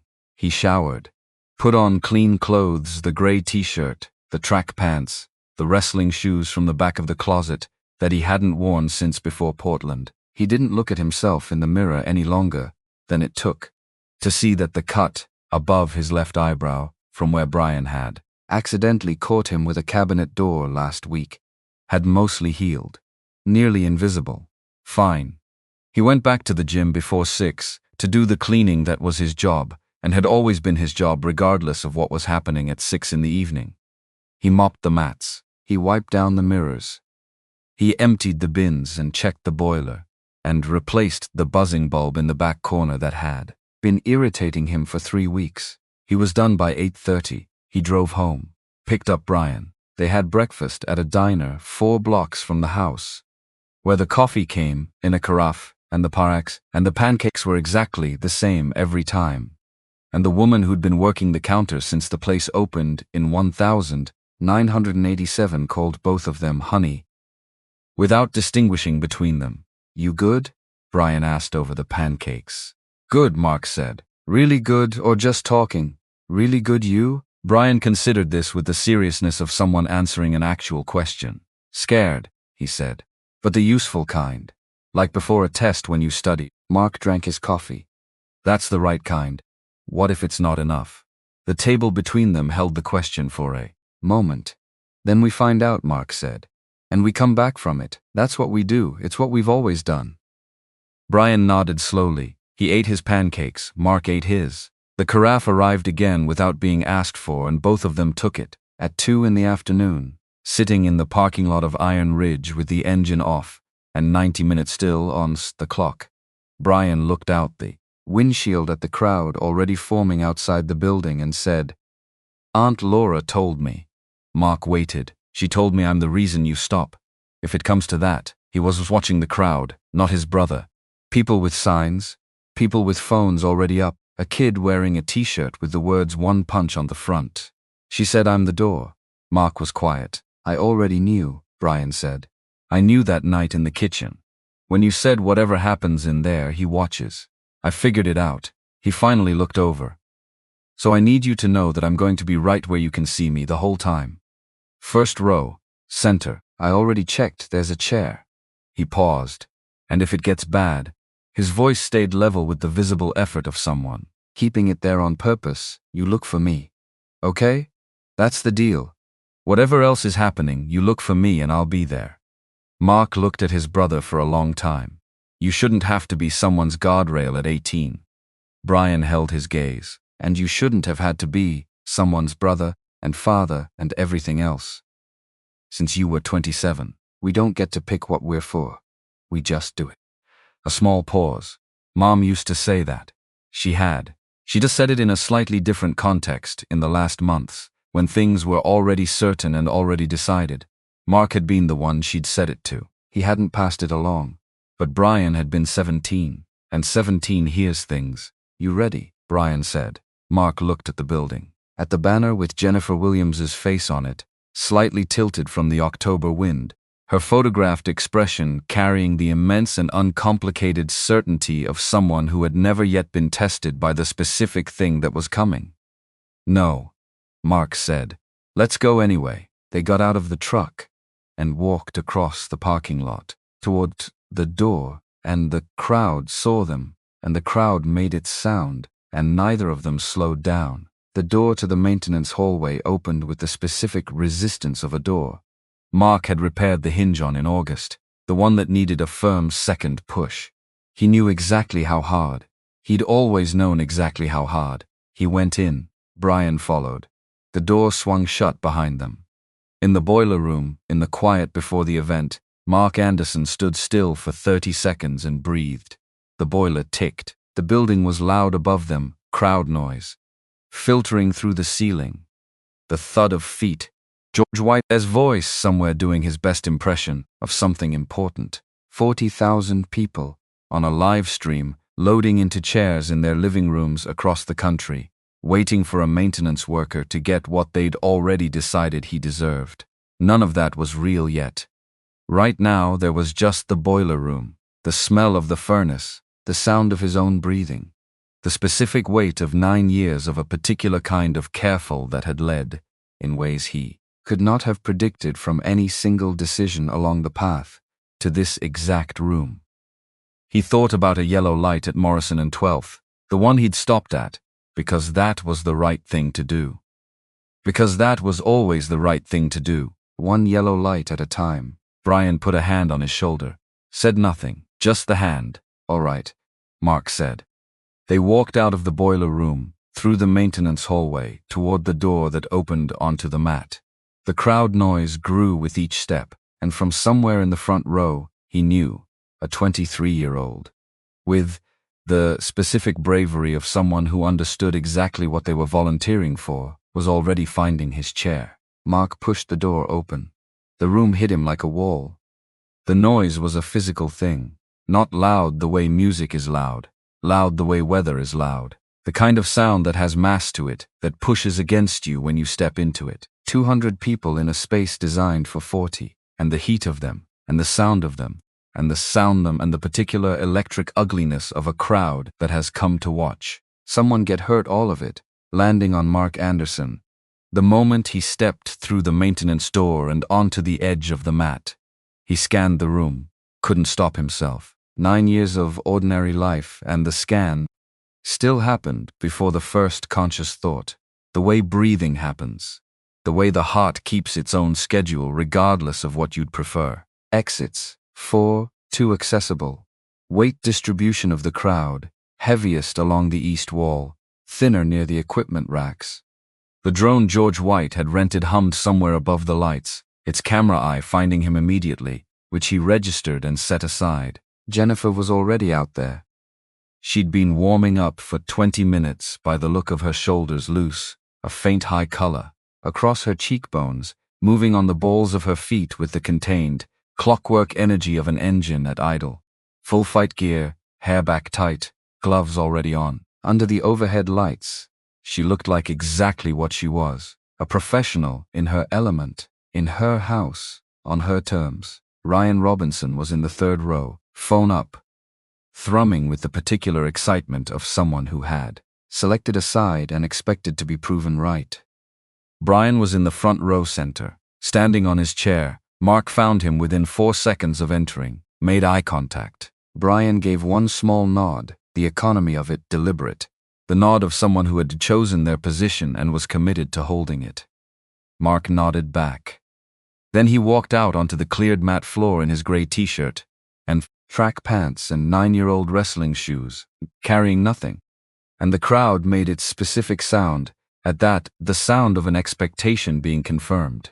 George White was at the microphone doing what George White did, the words rolling out in the round, inflated register of a man who had learned that volume communicates authority when actual authority is absent. Mark didn't track the words. He tracked Jennifer. She had stopped moving when he came out, just for a beat. Her eyes went to him and then to his hands, no wraps, no gloves, and then to his shoes, and he watched her read all of that, and he watched her choose not to read it correctly, because reading it correctly would have required a kind of honesty she wasn't ready for yet. She covered it with the grin, the practiced one, and she bounced back into her rhythm, and the crowd responded to her responding to them, and the room got louder. George finished his introduction. The crowd roared. The live stream counter, which Mark could see on a monitor someone had propped on a folding table near the entrance, read 62,000. George outlined the terms Jennifer's free run at Mark. Mark's single punch, and made it sound like generosity on Jennifer's part, which was exactly what Jennifer had designed it to sound like 9 days ago, and which was exactly as wrong now as it had been then. Jennifer stepped to her mark. She looked across the cleared floor at Mark, and something moved in her face, something beneath the performance layer, brief and real.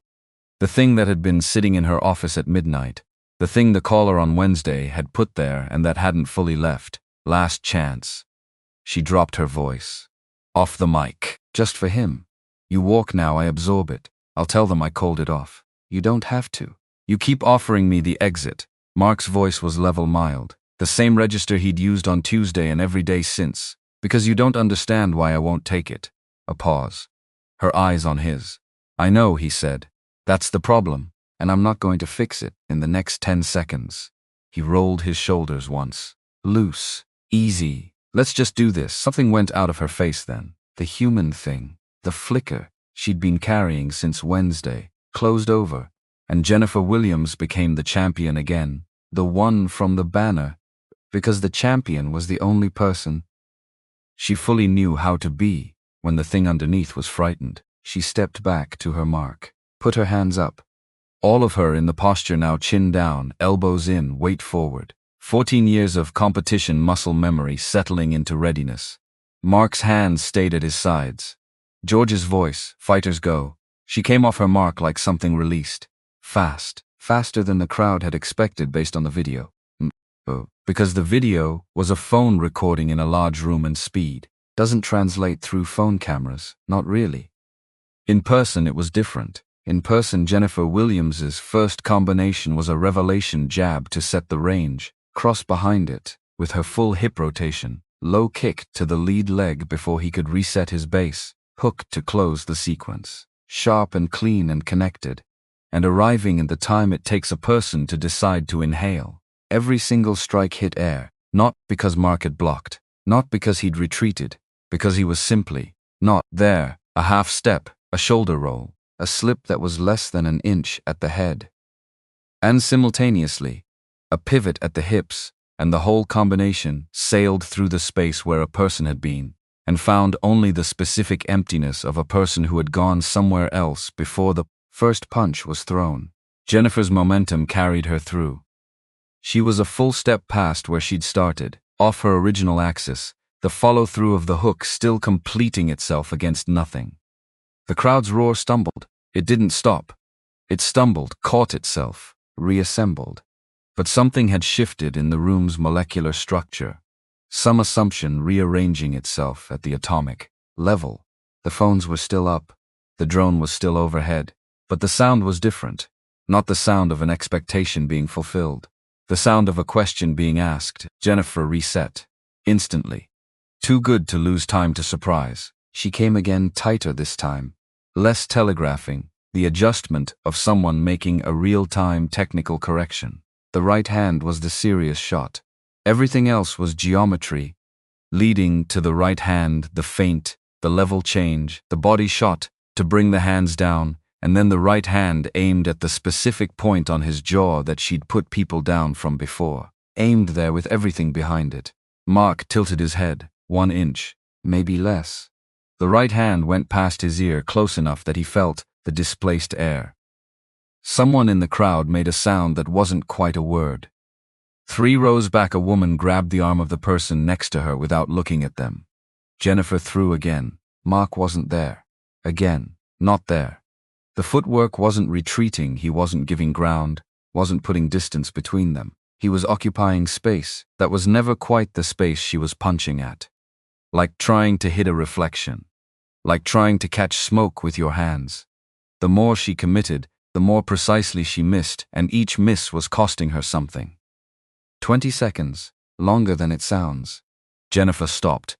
She was breathing harder than 20 seconds should require. Not tired. Burning fuel in frustration, which is different, which is worse. Her hands came down a half-inch. Stand still. It left her mouth before she chose to say it. The tell of someone who has stopped calculating and started reacting. I'm not going to make it easy for you. Flat. Informational. You want to throw for an hour, I'm here. But you'll tire long before I do, and we both know it. She heard it, the truth in it, the patience of it, and the part of Jennifer Williams that had been walking herself to the edge of this specific cliff for 2 years of slow decline, the fights she'd lost. The numbers dropping. The morning she'd looked at her own banner and felt the distance between the woman on it and the woman under it. That part took the patience as an insult. Because the patience assumed she couldn't reach him. Because the patience was correct. She stopped being a champion.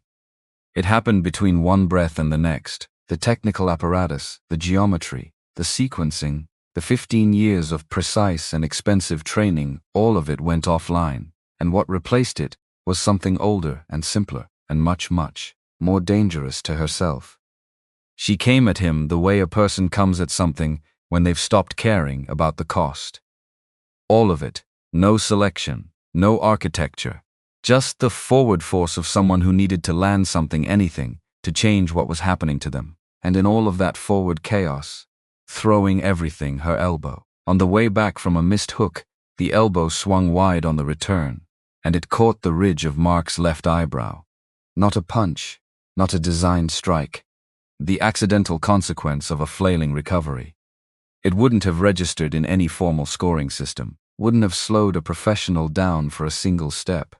But skin over the brow is thin, and the eyebrow split, and blood came. Mark felt it, warm, then wet, then the specific sensation of red at the corner of his eye. One drop, and the door moved, not open, not yet. But the vibration he'd felt for 9 days, the quiet persistence of the thing on the other side, became something else in that instant.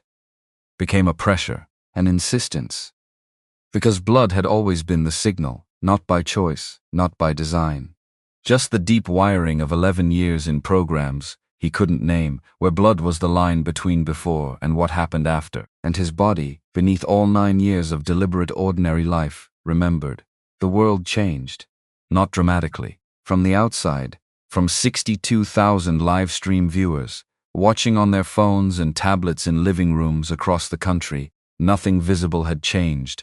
Mark hadn't moved, hadn't made a sound, hadn't changed expression, but the world went slow in the specific way it had always gone slow when the door opened.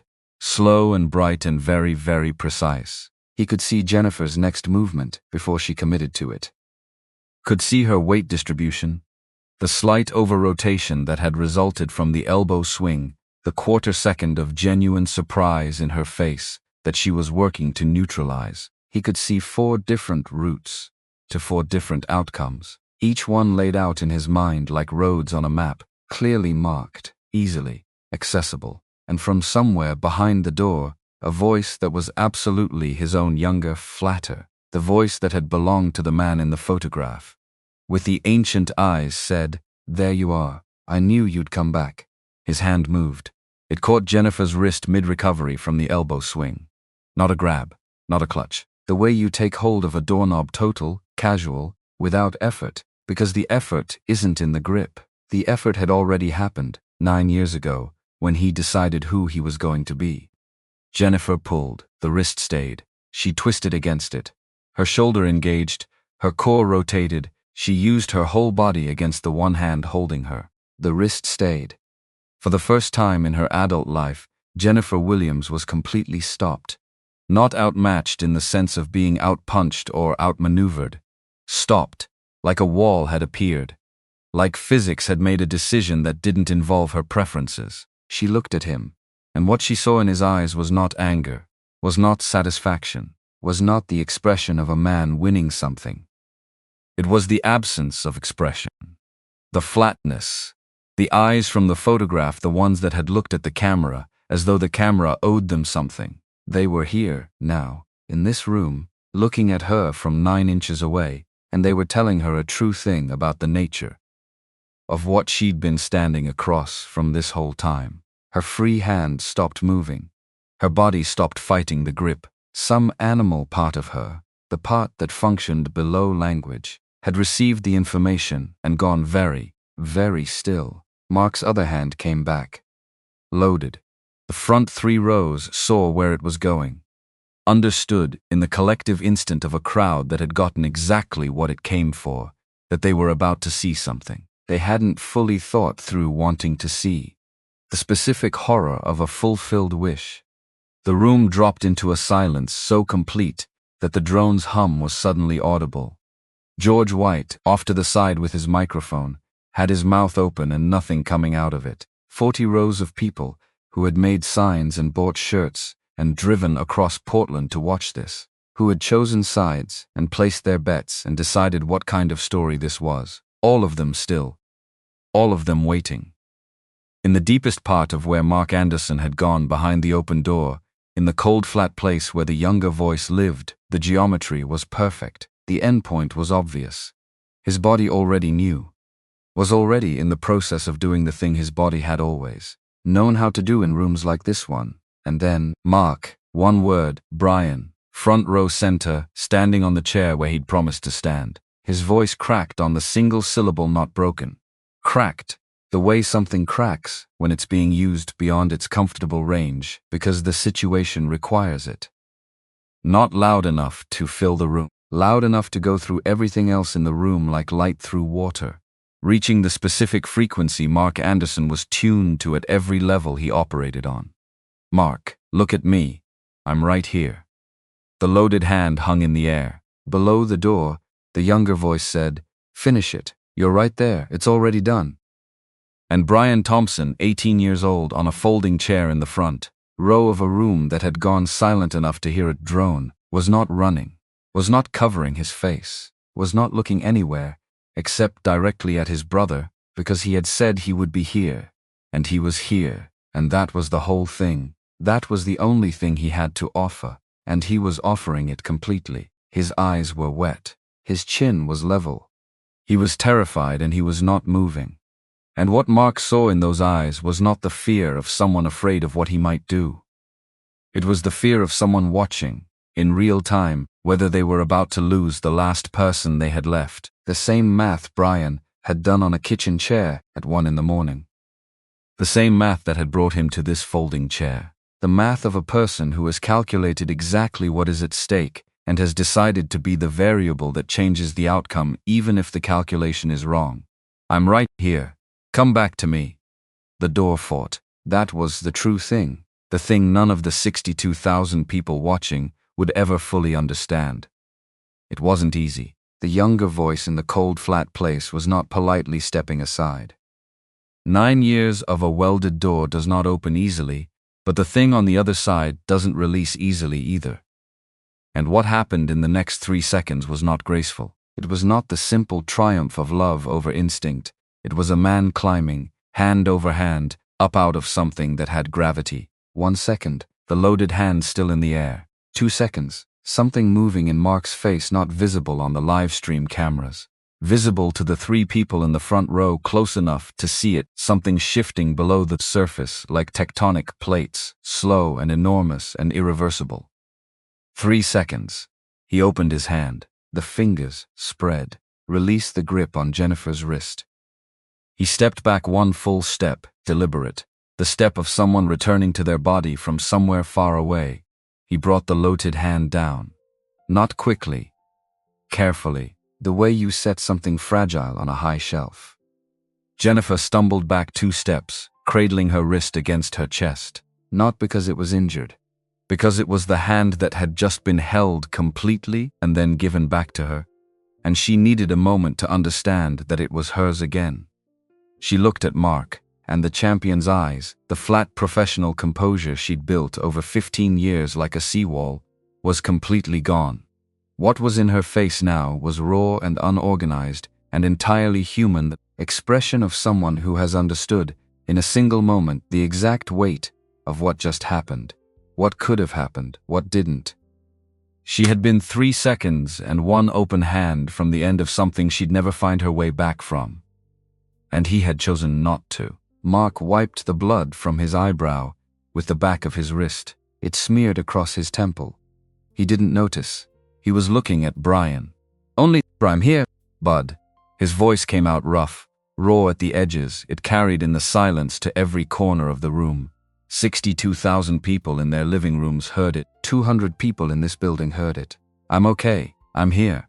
Brian got down from the chair. He walked out onto the mat, past George White, who didn't move to stop him, past Ryan, who had lowered his phone to his lap, past the cameras and the drone and the 177 people who had come to see a maintenance worker embarrass himself.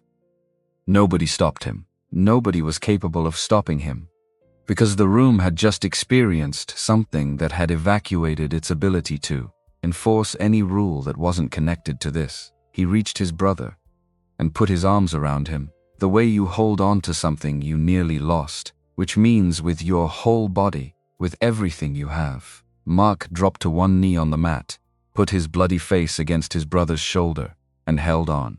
The gym, the whole loud, sign-waving, t-shirt wearing, live stream loading gym, did not make a sound, because they had come to see a fight, and they had seen something else entirely, and they had seen something stuyvesant, and the something else had reached into the part of them that existed before they'd learned to be entertained by other people's pain, and it had found something in there that recognized what it was watching. They had watched a man arrive at the exact worst version of himself. Everyone in the room had seen it happening, had felt the temperature drop, had felt the particular animal recognition of a predator at full capacity.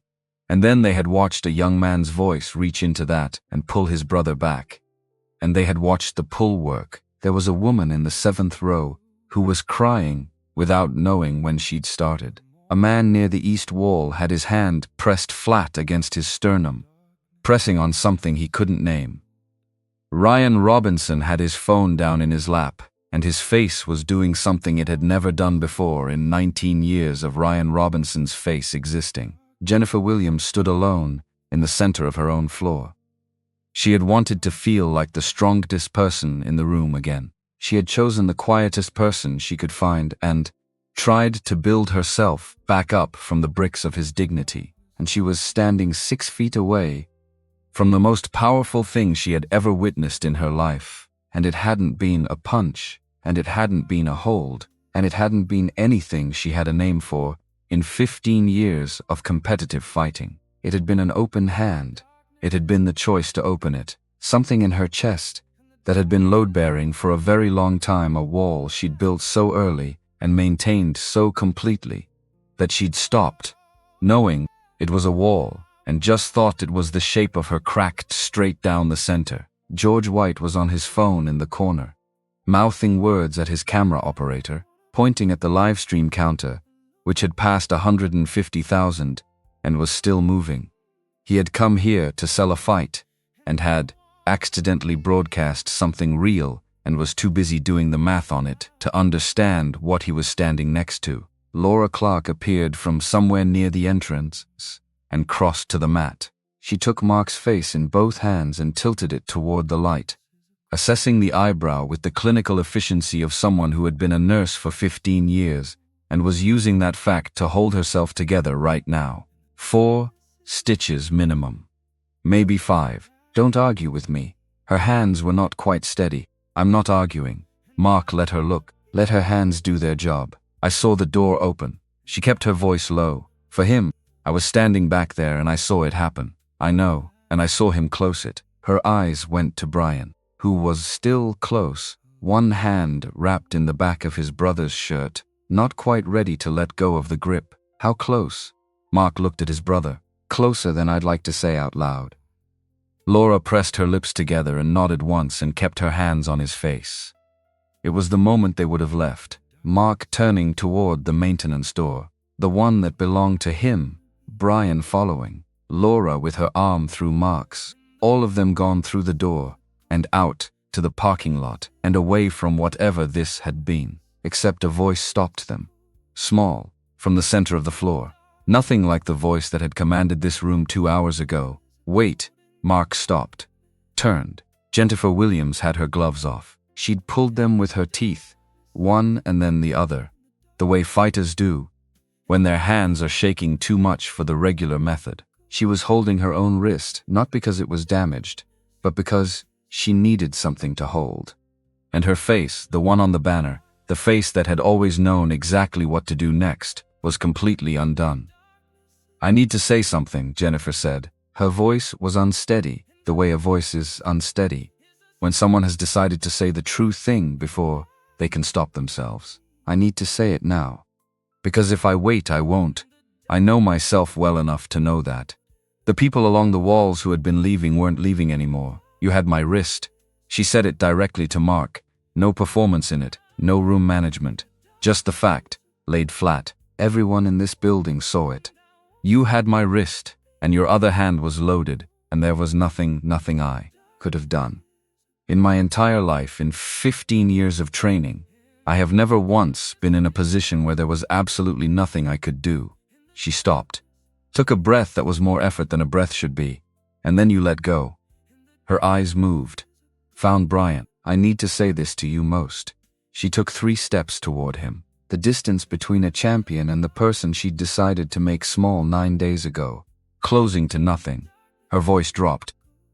"What I said to you on Tuesday, about your punch, about your brother. I said it in front of 40 people to make them laugh. You hadn't done a single thing wrong.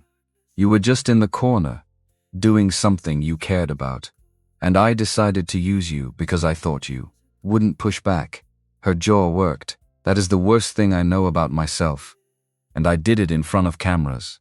So I'm doing this in front of cameras too." She was crying, openly, without trying to stop it or redirect it or make it look like something more controlled. Jennifer Williams, who had built an entire self on the premise that she would never be the one who showed the crack, was standing in the middle of her gym showing every part of it. "I am so sorry. I am so sorry." The room held the words. Nobody moved. Brian looked at his brother. The question in the look was quiet and complete. "Your call." Mark's answer was quieter. "Yours. Whatever you do here is right." Brian turned back to Jennifer. He looked at her for a moment with those young, clear eyes that had been doing the hard math all week. "My parents died," he said. "Both of them. A few years apart." Jennifer's breath went out of her. "And Mark's the only one I've got left." He paused, not for effect, just because the next part needed its own space. "When you were laughing at him Tuesday, I got scared, because I thought maybe I'd gotten him wrong all this time. Maybe he was the wrong kind of quiet. And if he was, then I didn't have anybody." He wiped his nose with the back of his hand. Then he said when, and I got more scared, but a different kind. Jennifer didn't speak. She was taking every word, had earned every word, knew it. "You almost made him turn into someone he promised never to be," Brian said, "in front of 200 people and 60,000 on a screen. That's what you almost did." A pause. "But he didn't. He came back. He came back because of me, which is the best thing that's ever happened in my life, and also the most terrifying." He squared his shoulders. "I'm not going to be mean to you back. Because my mom used to say, you can't build something real on top of someone else's wreckage. And if I'm mean to you right now, then I'm just doing the same thing you did." He stuck his hand out. The simple gesture, clean and unambiguous. "I forgive you, but you have to actually be different now. Not just tonight. After tonight, when nobody's watching, that's the part that counts." Jennifer Williams looked at the hand of a young man who had every reason to walk away and had chosen not to. She sank to her knees on the mat, not performed, not staged. The descent of someone whose legs have decided that standing is currently more than they can manage. She took Brian's hand, both of hers, and she held it. "Deal," she managed. "Second half is mine. I swear it." Somewhere in the 7th row, the woman who had started crying, without knowing it was still crying. The man near the east wall hadn't moved his hand from his chest. Ryan Robinson had set his phone on the seat next to him, completely screen down, which was perhaps the most significant gesture anyone in the room had made all evening. George White's livestream counter read 240,000. George was pacing near the entrance, phone to his ear, saying the words "You're watching this," right in the particular high-pitched register of a man who has stumbled into something vastly larger than he built the container for. Mark came across the floor. He crouched down beside his brother and the kneeling champion, the three of them at eye level for a moment in the middle of the big empty room, and he spoke quietly. For the three of them, not for the room. You want to know why I said when? Not a question, a delivery. The thing he'd been carrying since Tuesday finally set down where it belonged. You kept asking yourself, I could see it all week. Why didn't he just walk? Here's why. He looked at Brian, then back at Jennifer. Walking away, that's easy. I've walked away from harder things than you 1,000 times. That is not strength. That is Tuesday. And hitting you. He paused. Let the truth of the next part arrive before he said it. Hitting you would have been easier. You have no idea how easy. And some part of me, the part that was down in that place tonight, wanted to. That part doesn't fully go away. Maybe it never does. His jaw tightened, but my brother was watching. And if I walk, he learns that the world can do whatever it wants to the people you love, and the right response is to absorb it quietly and sweep up. And if I hurt you, he stopped. He learns that the answer to cruelty is to becomes something worse than the cruel thing. Jennifer was listening with the entirety of herself. No processing happening anywhere that wasn't aimed at these words. I needed a third way, Mark said. I needed him to see that a person can be strong enough to end something and choose not to. That the choosing is where the strength actually lives. Not in the ending. He shook his head slowly. I didn't know if I could do it. I'm going to be honest with you, 20 seconds ago. I wasn't sure I did. If he hadn't called out, he didn't finish it, didn't need to. He stood, and he offered Jennifer his hand, the same hand, the one that had held her wrist and then opened, offered flat, palm up. You're talented, Mark said. You're one of the most technically precise fighters I've stood across from. That was never your problem. He held her eyes. Your problem is that you thought being strong meant nobody could ever make you feel small. But that's got it backwards. Being strong isn't about what you can do to people weaker. It's about what you choose not to do when you easily could. He glanced at Brian. Everybody here just watched me almost fail at that. Watched a 23-year-old save me. So don't kneel there thinking I'm a better version of the same thing. I'm not. I'm a person who's terrified of what he is, doing his best not to be it. One day at a time, same as you can be if you want it. Jennifer took his hand. He pulled her up. They stood on level ground, two people who had seen each other's worst, and it was such a different thing than anyone in the building had paid to see. No winner's arm raised, no loser on the ground, just two people standing up straight. Thank you, Jennifer said, barely above a whisper, for stopping, and for not letting me off the hook either. Both of those at the same time. She paused. How do you do both of those at the same time? You thank him. Mark nodded at Brian. I just showed up. He did the hard part. On the live stream, that sentence was already being clipped. Would be captured and captioned and sent across the country in the next 20 minutes. Would be the thing half the internet woke up to on Sunday morning. I just showed up. He did the hard part. And it would mean 100 different things to 100 different people. And none of those meanings would be quite the same as what it had meant in this room. But some of them would be close enough to matter.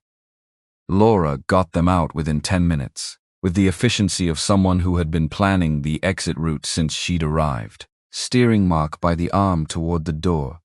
One hand on Brian's shoulder, her professional effect firmly in place now that there was a task. Hospital, she said. Now, I'm not asking. It's a scratch. It's 4 stitches and you're getting them, and Brian and I are going to sit in the waiting room and eat whatever the vending machine offers, and that is the complete plan. Her voice cracked on the last word, just once. Then she had it back. Jennifer walked them to the front door because she couldn't let them go out into the crowd, alone, and she didn't examine why. The news vans were in the parking lot, 2 of them, lights already up. Reporters assembling themselves into professionalism in real time. People who'd been outside the whole evening shouted when the door opened. Someone called Mark's name like he was famous, which he was, which he didn't know yet. Mark didn't answer any of it. He got Brian into the truck and came around to the driver's side. and only then, hand on the door, looked back once at the building.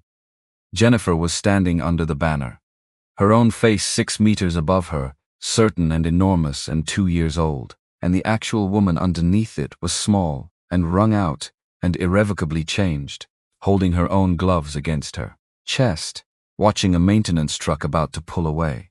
Mark could see, even across the parking lot, that she was going to have to spend a very long time becoming someone who deserved to stand under that face. That it was going to be the hardest work of her life, harder than any regional, harder than any belt. The kind of work that doesn't have a scoreboard. He raised one hand. Not a wave, an acknowledgement, the specific gesture of someone saying, "You can do it. It's going to be hard and you can do it, and no one is coming to do it for you." Jennifer raised hers back. Mark got in the truck. The heater took its time. The parking lot lights washed through the windshield, and the crowd noise faded as they pulled onto the street, and Portland at night received them back into its ordinary self, the wet roads, the traffic signals, the people on sidewalks who didn't know anything unusual had happened this evening, and whose lives were entirely unchanged by it. Brian was quiet for 4 blocks.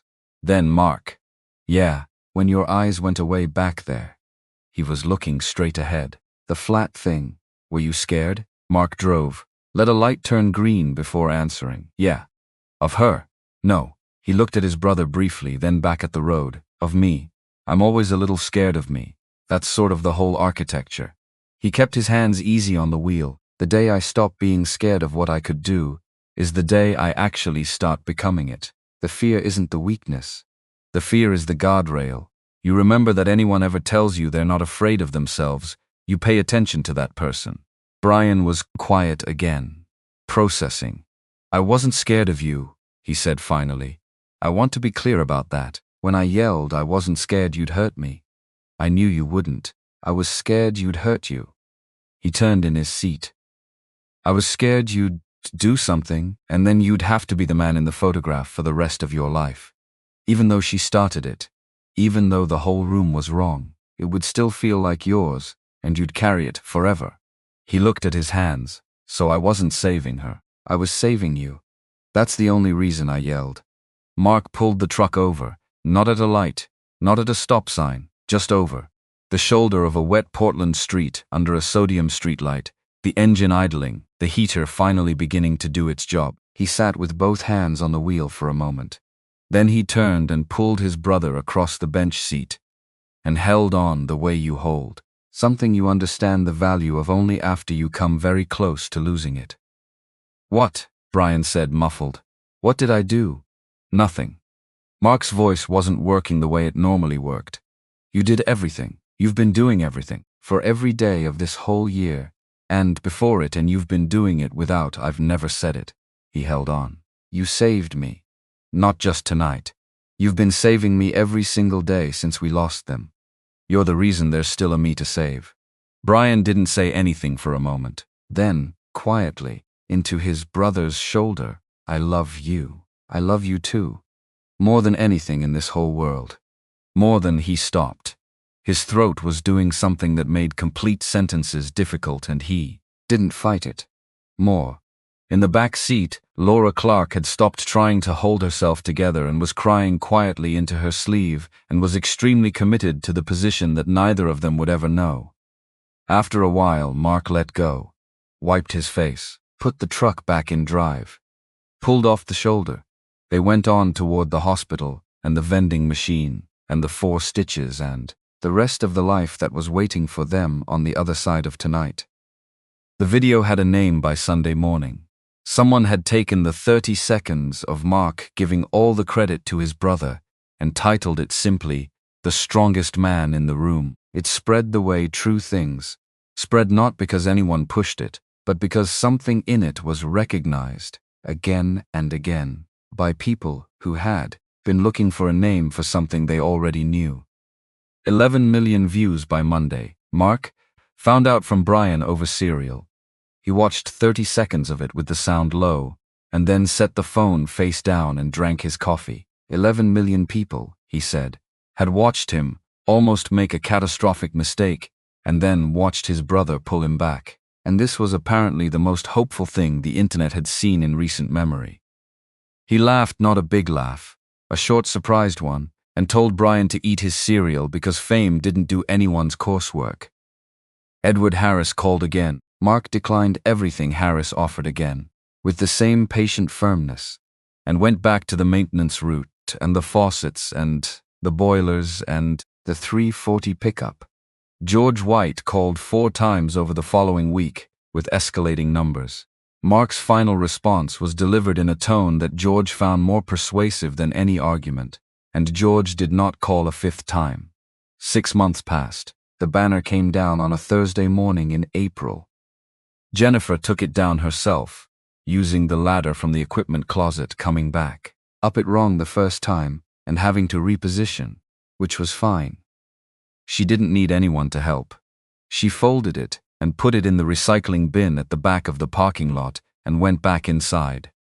For 2 weeks there was nothing on the wall where it had been, just the paint, slightly brighter, in a rectangle where the banner had blocked the light. Then one Wednesday evening, she brought in a piece of reclaimed oak she'd worked on in her garage, and Ryan helped her mount it, and it said in letters she'd burned in herself, "The strongest thing you learn here is when not to." She taught differently now. It was hard to describe to someone who hadn't been in the gym before, but Ryan tried once. He said it was like she'd stopped performing the class and started being in it. She still corrected. She corrected more, actually, and with more specificity. But she got down to eye level to do it. She asked questions before she gave answers. When a beginner threw a bad punch, she went through it piece by piece, with the patience of someone who remembered what it cost to be shown up in front of a room. Sometimes the old reflex came.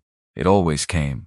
That was the true thing she'd learned. It didn't stop coming. In April, she was mid-class with a nervous 40-year-old man who joined after his wife had encouraged him for 2 years, and he was still apologizing with his body for taking up space in the room.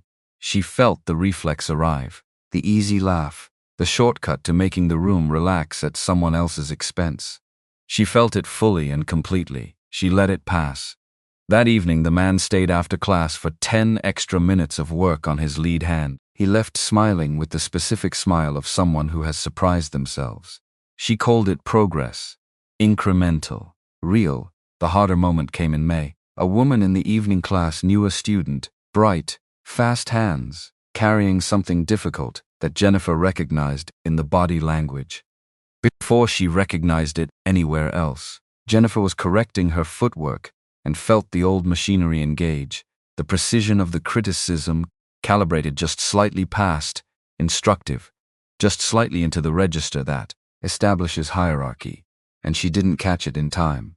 The woman's face changed, just briefly, and then was fine again, the practiced fine of someone who knows how to rearrange quickly. Jennifer saw it.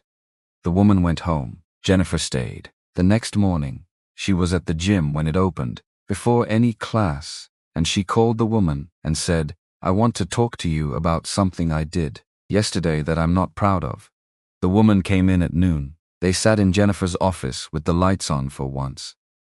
And Jennifer said the things that were true, which were that she had spent a very long time using precision as a weapon and calling it high standards, and that she was working on the difference, and that what she'd done yesterday was the old version showing through, and that the woman deserved to know that it wasn't about her. The woman was quiet for a moment. Then she said, "Okay." Then she said, "I'll come back Tuesday."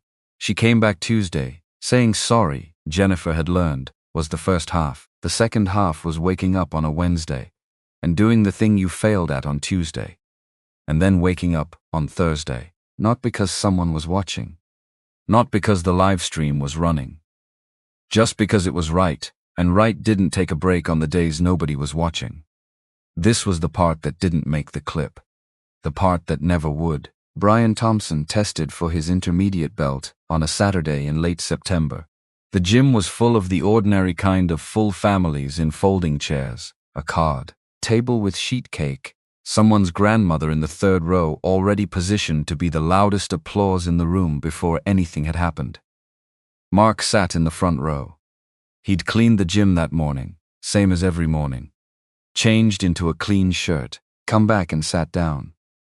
Laura was beside him with her phone out, already slightly wet around the eyes because Laura had decided 6 months ago to stop apologizing for being emotional at meaningful events and had not looked back. Jennifer ran the test. She called students up, one at a time. And her manner with them was not the manner of the banner woman.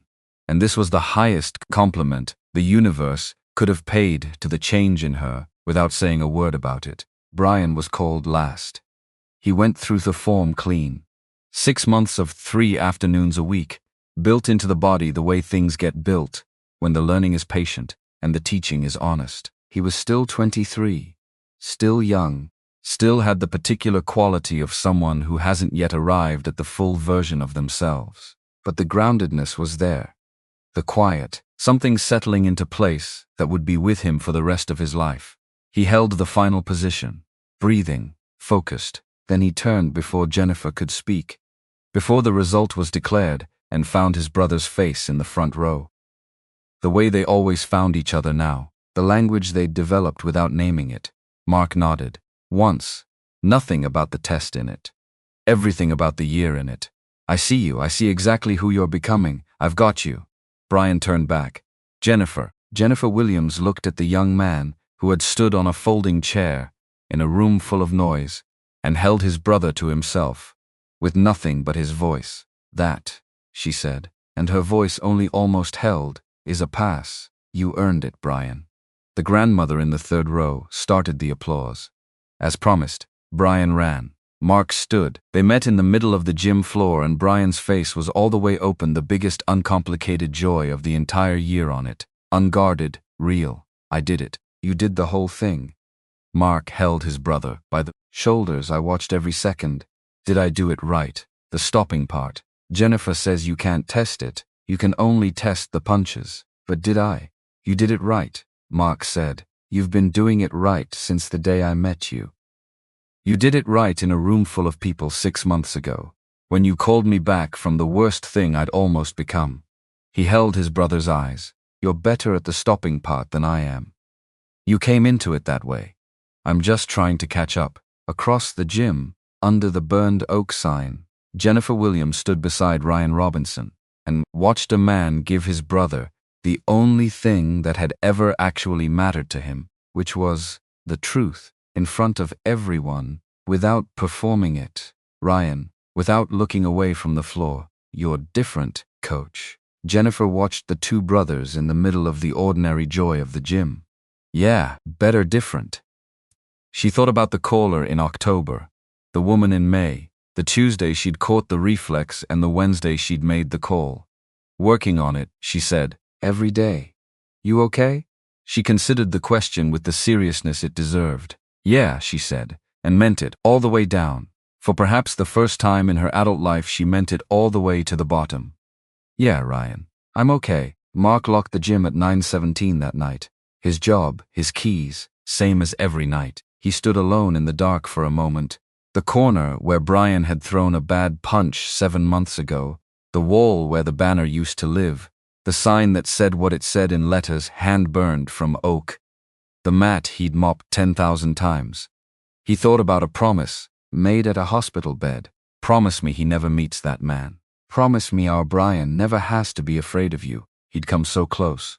One hand opened, one voice in the right second, and the promise still kept, by the thinnest of margins, by a 23-year-old who'd decided to be a guardrail, but kept. He turned off the light, walked out.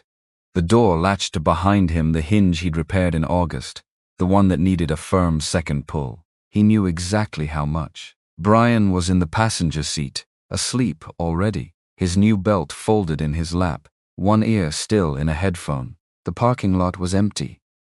The Portland night was the specific temperature of late September, which has the courtesy to feel like itself instead of pretending to be something else. Mark got in, looked at his brother, didn't start the engine right away. They thought the silence was weakness. The whole internet had decided that in the first 90 minutes, before any of them knew what they were watching, they'd thought the gray t-shirt and the work boots and the one flat word were the costume of a man who had nothing underneath one. What they couldn't see, what none of the 62,000 had been close enough to see, was that the silence had always been the load-bearing wall. That every ordinary day, every boiler check and faucet and 340 pickup had been the weight pressing against a door. That the strongest thing a person can carry is the thing they choose never to put down, even when putting it down would be so easy, even when the whole room is telling them to, even when some ancient part of them is saying, "There you are, I missed you, this is what you're for." Mark started the engine. He drove his brother home through the Portland dark, a maintenance worker, a brother, the strongest man 11 million people had ever seen, going back to a small quiet life he had chosen with both hands and would choose again without hesitation, because the whole world had it exactly backwards. They thought the power was in what you could do. He knew, had paid to know, had spent his whole life paying to know that the power was in what you held still.